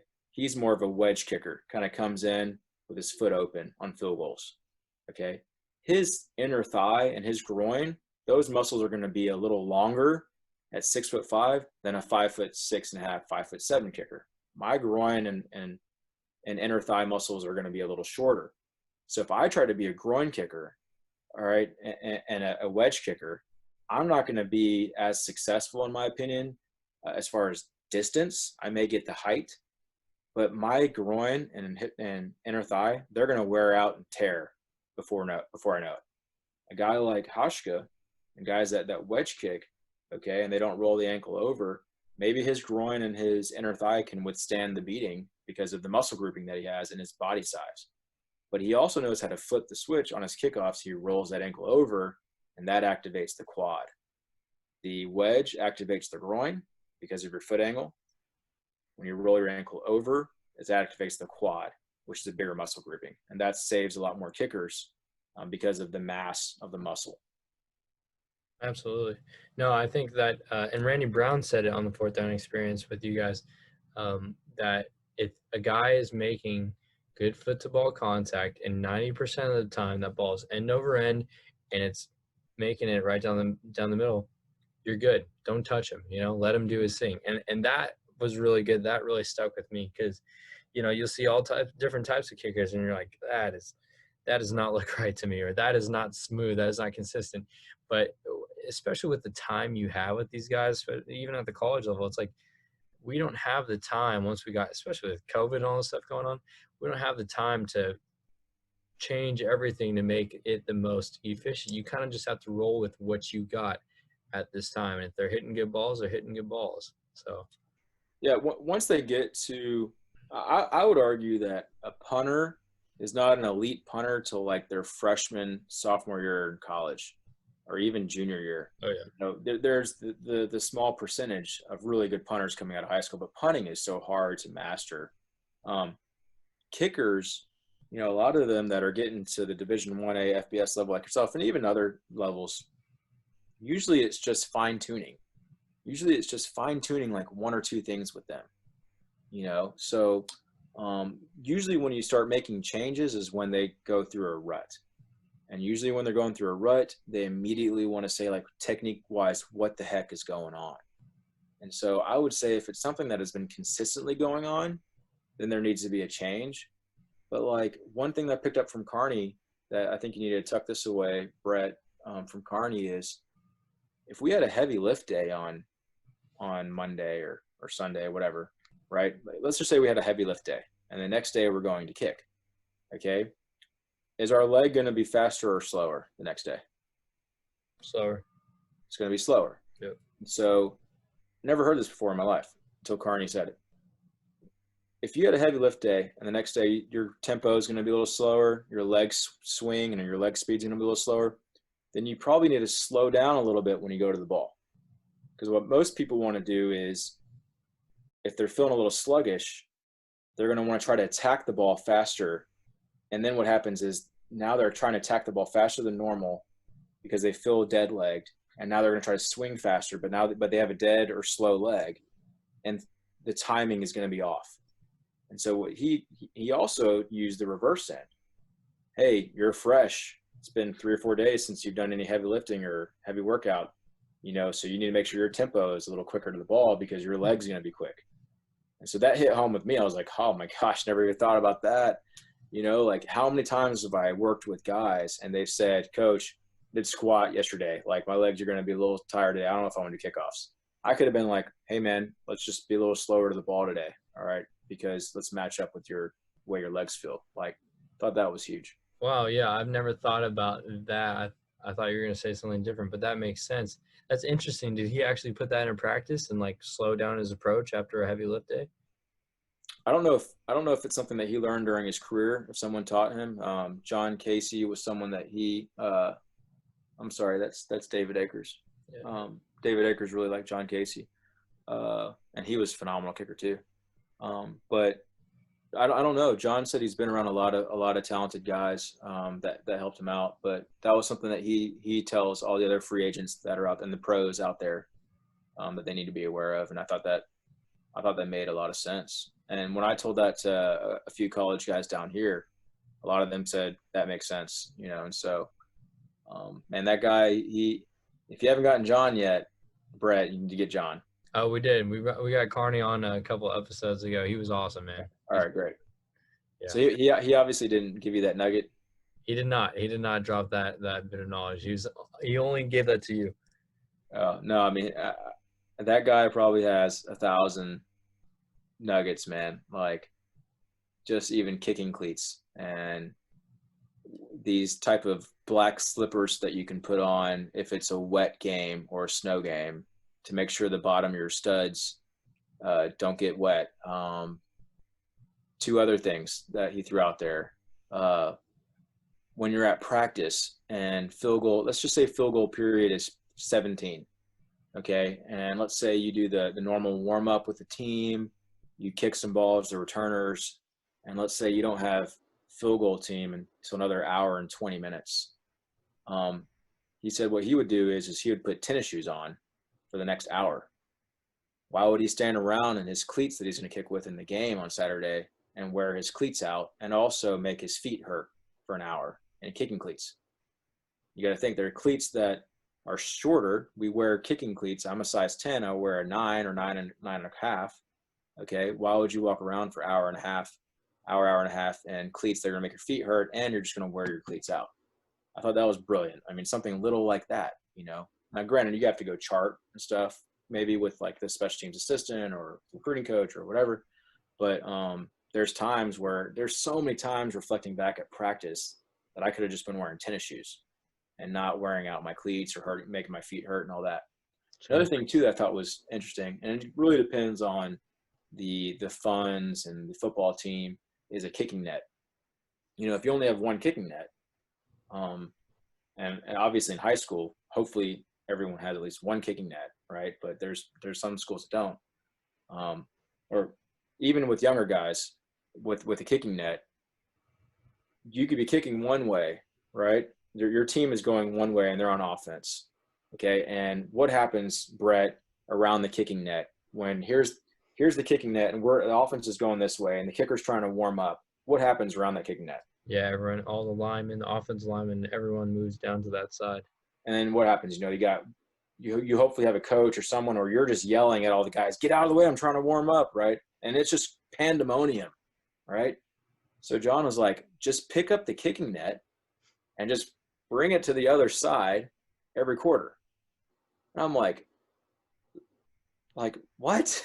That's awesome. You know, so, you know, and he was, you could be like Marshall and have two kicking nets. Well, right. So, you know, if you're at your level and you have the funds, have two nets. Now, you know, so I also like that he said too, that you could do with the two nets, Brett, is turn the net the way that your offense is going.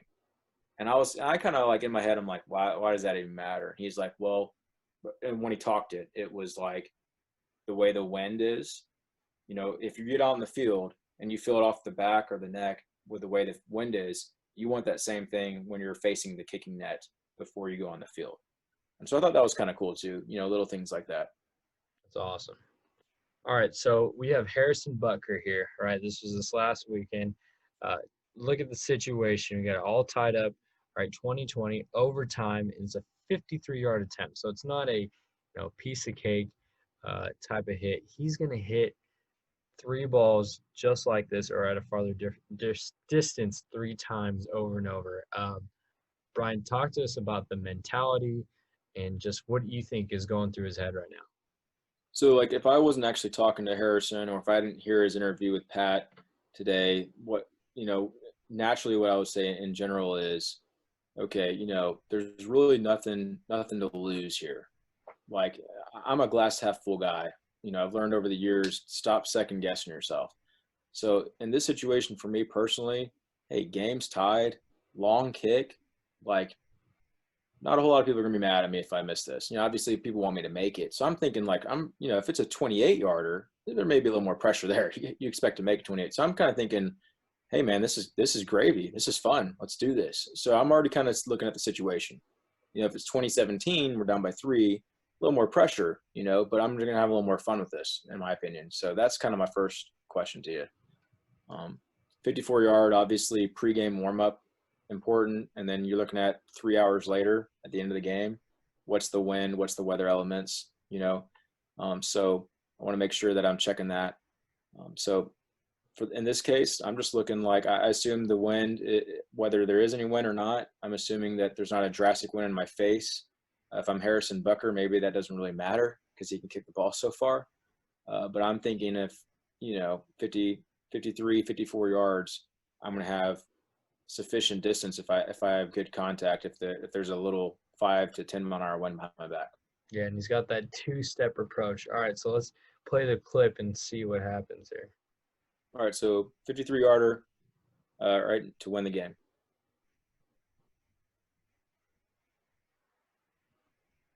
It just has massive trajectory, and it's all right, so yeah, just fantastic trajectory. I mean, the ball tails it comes a little bit inside on him, but still, he absolutely crushes that ball. And now we got a flag.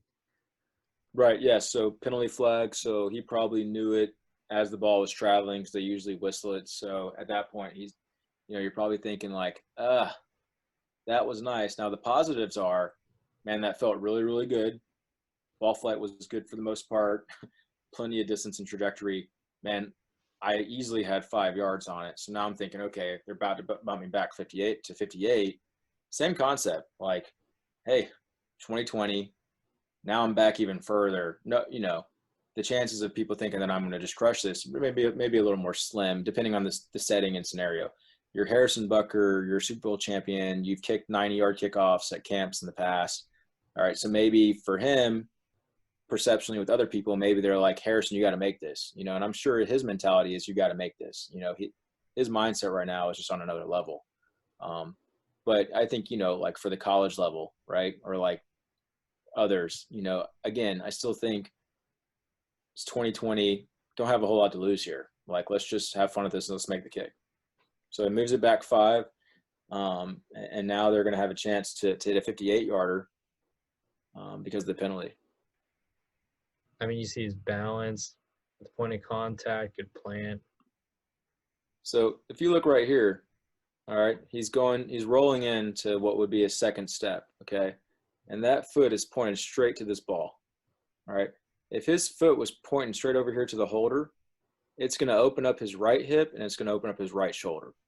So one thing that he does a really good job is when he rolls into his second step, all right, it's right in alignment to the ball. And that's going to make his hip align properly coming in through, and his shoulder. It's not going to open up this way, which could cause him to come back and miss left. All right.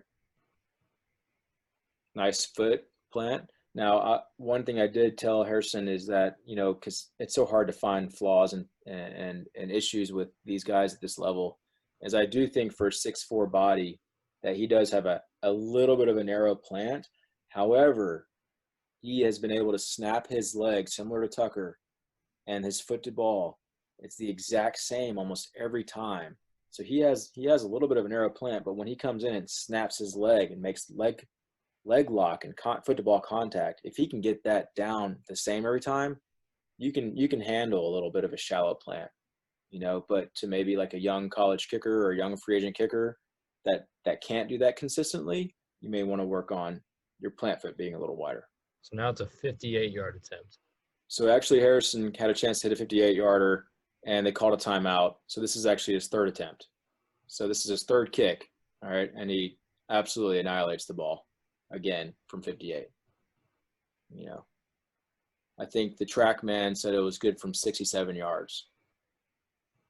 So again, 3 kicks in a row. I think just with his mentality and his confidence, he had already hit a 58-yarder earlier in the game. And so for him, it was for him, he's probably just on another level.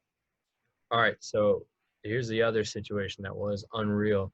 Okay, 39-37. The Cowboys are down with 1:50 left. And we have Greg Zuerlein, Greg the leg, all right, on for an onside kick. Now, when I saw him do this, I saw this live in our office here. My first thought was, what is he doing? Go ahead, Brian. You can kind of move it a little bit up so we can see how he's aligned. Yeah, and just kind of talk about, especially with your background, what's about to happen here. All right, so first things first, okay, at the younger levels of football, all right, and you need to get verification on your end, Brett, at the college level, okay? What I've always been told and even being in Alabama, the rules are just so strict in the AHSAA. You know, what I've always been told is you have to have the ball physically touching a tee for you to be able to kick the ball. So first things first, anyone out there that's listening to this, you need to make sure your rules allow your ball to not touch or to be able to touch a tee or not. But maybe in the NFL, obviously it's different because there is not a tee over here. His football is just on the ground and it's laying flat. All right. And what he's trying to do is he's just going to do a nice little in-step soccer pass, and he's going to get this ball to spin this way, and it's naturally just going to spin on the ground up through here. Now, where is he making contact on his foot? Is he hitting it with his toe? Is he hitting it with his instep? And where is he hitting it on the ball? So he has the ball a little bit, kind of sideways here. And what he's going to do is that's his plant foot, but his kicking foot, he's going to come in and he's going to do a nice little instep soccer pass. It's like you're putting your foot sideways and you're going to hit just hit on the back end of this ball here, and it's going to spin this way and then try to spin back up downfield. Is he trying to hit it near the Wilson side over here, or is he trying to hit it, in the middle of the football? He's hitting it like on the other end of this, on the other side of this ball. He's hitting out to the middle to this tip. Mm-hmm. And when he comes and spins this thing, it's going to make this tail, and as it spins, it's naturally going to spin up 10 to 15 yards.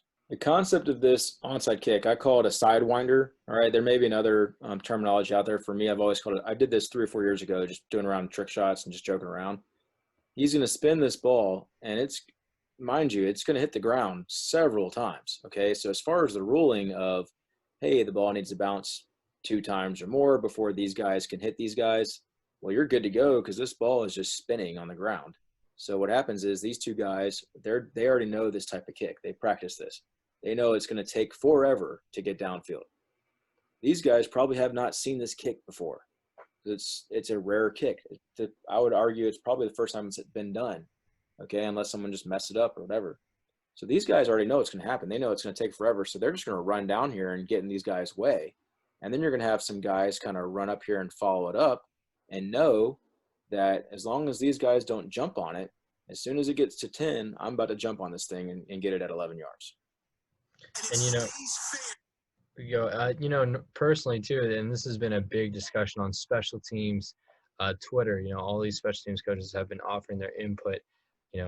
What do you do if you're the return team as the Falcons? Do you jump over and recover the ball? Do you wait until it crosses? And there's been sayings, if it's hot, let it go, and if it's slow, go get it. I don't know. There's some acronym for it. To me personally, you're gonna have to jump on the ball, but go ahead, play it. Well, yeah, I mean, let's talk that real quick, Brick, because you bring up a valid point. These guys probably have never seen this type of onside kick. So when they see this ball rolling, they're kind of thinking, oh, this ain't gonna go 10. Like, it's dead. And then probably it was too late.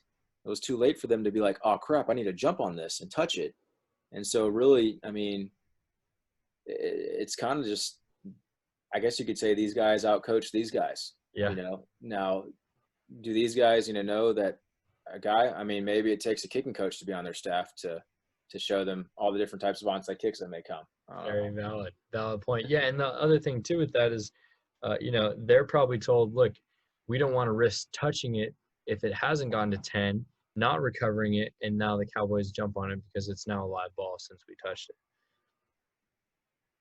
Watch this. It doesn't look like it's going 10 yards. It doesn't look like it's going 10 yards. It doesn't look like it's going 10 yards. And at the last second, it takes the turn, and the Falcons are not there to grab it. An amazing onside. Go ahead, pause it, Brian, and go back like 4 seconds. When it's right there, and as a return team, you start to see that ball angling past the 35-yard line. To me, it's time to jump on it. It's getting dangerously close. There's Cowboys players in the area. Get on that ball right now. Do not even give them a chance to recover it. Not only are they not recovering the ball, they're not really trying to, get in front of or block any of the Cowboys players. They're just letting it roll. I don't know if they're thinking it might go out of bounds or what. I think I 100% agree with you. I think this guy probably thinks, hey, we need to get on the ball. but this guy's right in front of him. And I think this guy's thinking this ain't going 10 yards. And it probably is happening so quick and so fast that he may just not have understood the way this ball was spinning until, again, that I think it was too late. And, this guy's in his way, and as this thing gets going, right there, that's when he should have recognized, as you're saying, oh, crap, this thing's going. Let me just jump on this. And that's where I think you are right. Like, you got to recognize that thing's kind of keeps coming up, but maybe it just happens so quick that you just didn't know what to do. And also if you have a kicking coach, just as you said before, on your staff as a special teams analyst, they might show you something like this and say, hey, notice the rotation of the ball. Notice one of the cool things that I've read before was talking about the different spins of a punt. And it's true, if you're a specialist or something about specialists, you can tell what the ball is going to do by the rotation of the punt, right? If the ball's, a tight spiral and it's turning out for a right-footed kicker, as the returner, it's going to end up going to your left and fading out to your left. If it's not a well-struck ball, it has bad rotation as a right-footed punter, that ball is probably going to end up coming backwards and tailing or is coming left on you. So, those are things that, a specialist coach might know and understand. So if I'm the special teams analyst or whatever, right, like this would have been a call. Like I would have snuffed out, okay, there's no T. You got the ball on the ground, whatever kind of call, sidewinder, whatever. Now guys are going to know there's a possible chance that the kicker's going to kick the sidewinder kick. All right, like that's your first clue right there. Now I will, again, defending probably arguably everyone, I don't know if this kick has ever been executed or even attempted, in an actual game. I didn't even realize that you could have a ball out there without it touching the tee. I've actually practiced it on top of a tee because I've always been told the rule is it has to touch tee, but obviously not. Yeah, no, you're 100% right, and that was awesome. All right, so after that, for Greg Zuerlein, that huge kick, and actually I got in contact. I believe you talked to him too before, Will Rodriguez, who was with the Rams when Greg Zuerlein was there, and now he works with UCLA. And he said they'd always play Thursday tic-tac-toe with the ball, and that was a kick Greg Zuerlein worked on even back then. So that was a cool nugget, Awesome. So you're Greg Zuerlein, right? You guys just hit this ridiculous onside kick, recovered it, okay? Now, obviously, you're going to your net. You're getting ready, thinking we might actually have a chance to win this game. What's going through your head as you run out 39-37, okay, with 4 seconds left? Yeah, it's similar to the other situation, and maybe we need to have another situation to talk about the reverse side. But even though I'm down 2 points, and I feel like glass half full here. Like we wouldn't have been in this position if I didn't just execute an onside kick and my team didn't recover it. And now I'm also thinking like this is a God thing, man. Like have some faith, bro. Like you've been practicing this onside kick since the Will Rodriguez days. Like and you just did it on prime time with the Cowboys. Like ain't no way I'm missing this kick. No way. So just trust your steps, your alignment, whatever swing thought you have, 1 or 2 swing thoughts. I mean, and just make this because like if this is set up for you to make this, it's just like all the dominoes are falling for you. So, I mean, in this situation, I'm like, this is set up. Like I got this. There's no reason for you to second guess yourself in this situation. It's meant to be. Yeah. First year Cowboy somehow in position to win it for Dallas. This is cool, man. This camera angle too just gives me chills of like running out on the field and knowing that you control the situation at hand. Atlanta was up 15 with 4:45 to play.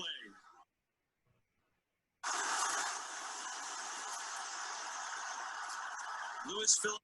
So one really cool thing that I've gotten to learn being around all these pro guys and all that is the pro hash is nice because you can have your holder put the mark on this back corner of this hash. All right, and that gives a lot of confidence for the kicker, and it gives a lot of confidence for the holder, because missing a spot and hold is terrible. If you miss the spot 2 inches this way, 3 inches this way, that's detrimental to a kicker. So one thing that's been really cool to see all the pros is using kind of like the back left part of the hash here as a marking. Now, if the ball was a half yard up, they're going to be, obviously a half yard up here. And then that's, again, just having to trust your holder. So another thing, too, probably in the situation for Greg, and he's been doing this a long time, has had great coaches, as you know. But that does help, like knowing this is a game-winning kick. Sweet, I'm on a hash. I know my spot's going to be money. He knows that he's going to be confident with this particular kick, even more so now that it's on the hash, and the spot's probably going to be pretty precise on this back left corner of this hash.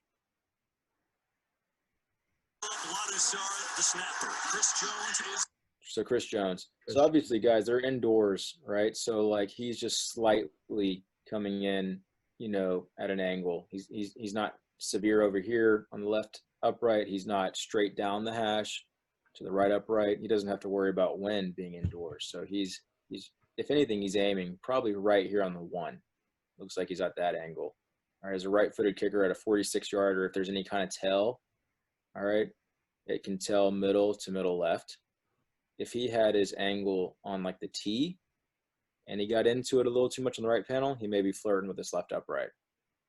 If he was aiming on the 9, okay, if he leaves that hip open, he may push it right. And so I think a nice happy medium is between the right upright and the middle on the 1.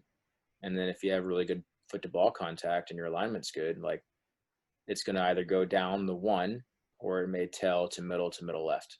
And that's knowing your swing and knowing your, if you have a fade or something like that. Zuerlein from 46. Win it for Dallas. This down kick is up. So, obviously it's middle, barely middle left, So obviously that's got to be like the best feeling, as a specialist to do both of those things in the last 2 minutes and win the game. For Dallas. Hold this down, kick is up. Somehow, some way, the Cowboys have won it. And granted, maybe it's a little different in the NFL, but like, especially in college, make sure you do not get at the bottom of a pile. Like, now granted, when you make a game winner, like the adrenaline is like so high, but being on the bottom of a pile is brutal, especially being smaller, like just breathing wise. Like, make sure and also don't jump around and dance and stuff. And, there's been a lot of kickers out there that have torn ACLs jumping around and dancing, but obviously enjoy the moment, have fun, but just don't get at the bottom of the pile. It's awful. All right, Brian. So we're wrapping up here, man. This has been a fantastic conversation here, and I think that you have, some of the most knowledge of any specialist coach that I've come in contact with. But you've met with so many of these different kicking specialists, guys that played in the pros for many years. What is something that someone's told you before that's really stuck with you? I appreciate that, Brett. Thanks so much, man. I really enjoy the friendship too. We're going to be lifelong friends, man, talking about kicking stuff for a long time. Can't wait to watch you grow in the coaching world as well. Appreciate that. One thing that stuck to me was Brady Hoke, my head coach at Ball State. Like, I had two pretty average years, freshman and sophomore year at Ball State. It was steady. That was kind of the term that stuck with me media-wise, was steady. And so Brady Hoke brought me in for, my yearly review, if you will. You go see the head coach after your season, your special teams coach too. And then, after spring ball, you see them as well. But like, so I went into Brady Hoke's office and I was thinking like, oh, it's just gonna be a normal conversation, whatever.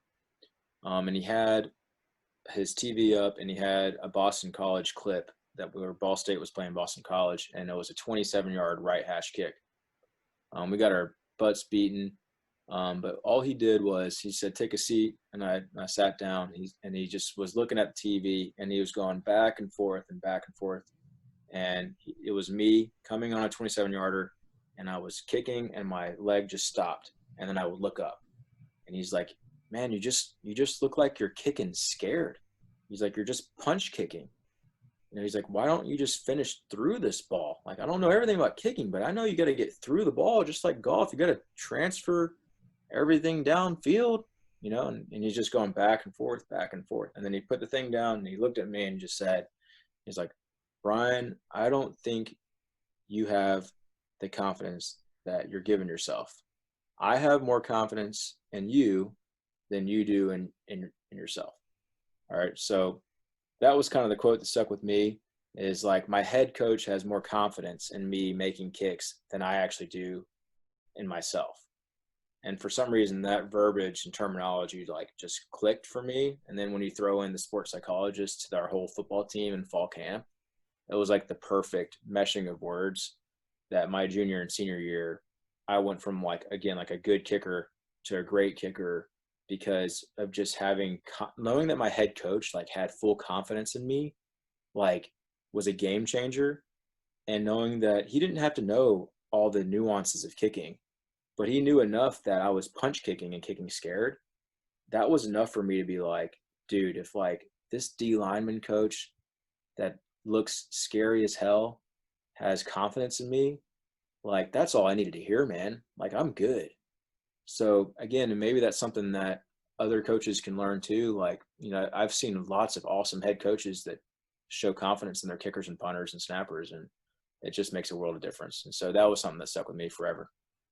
That's huge. And, you know, that's something I'm slowly learning too. And we hit on it earlier. It's not always about being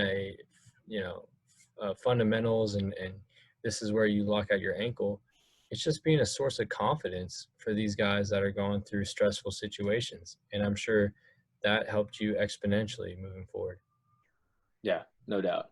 I mean, and it's something that I tell kids all the time, you know, young guys. So that's really cool. Well, Brian, this has been one of my favorite episodes. Purely because the great person you are and all the great stuff that you do for kickers, man. You and Chris help motivate me to do this. So, again, I say thank you. Where can everyone follow you? I know you have some fall camps coming up. Where can they find out information about that, and where can they follow you at? Yeah, sure. Guys, Team Jackson Kicking is where I'm at on Twitter and Instagram. And, if you go to teamjacksonkicking.com or nationalkickingrankings.com, there's a lot of different fall camps that we're doing. We're actually going to be in the Dallas Cowboys Stadium December 6th, and that's going to be a very unique opportunity. So, we'd love to see you guys this fall. I know the seasons are kind of crazy. So, but if anything, what I'll leave you guys with is another John Carney comment is you guys need to be stretching at least 5 days a week. And what I mean by that, and really what John Carney means by that, is in the morning, you need to take a 10-minute hot shower and put sweatpants on and then stretch. And then at night, you need to take a 10-minute hot shower, put sweats on and stretch. Snappers, kickers, punters. He said he did that for over 20 years in his career. Yeah, and I remember you saying that, and you actually put me onto that too, is stretching after showers. That way those muscles are all warmed up and you're staying limber, you're staying flexible and injury resistant. It's awesome. Yeah. All right, brother. Well, I appreciate it, Brian. I hope you have a great year, man, and it's been awesome having you on here. You too, man. Best of luck the rest of the season. Appreciate it. Bye. Thanks for listening. And if you have any questions you'd like asked or select guests coming up, follow and send us a message on Twitter and Instagram to Iceman_kicking or IcemanKicking@gmail.com. Be sure to follow us and turn notifications on YouTube, Spotify, and SoundCloud at Iceman Kicking Podcast, and rate and review us on Apple Music. This will be important as we will have giveaways going forward. Also, check out our TikTok under the same name for the best clips from these interviews. And tune in next week for another great Special Teams Mind. I'm Brett Arkelian, and for everyone at the Iceman Kicking Podcast, we hope you stay cool under pressure and have a great week.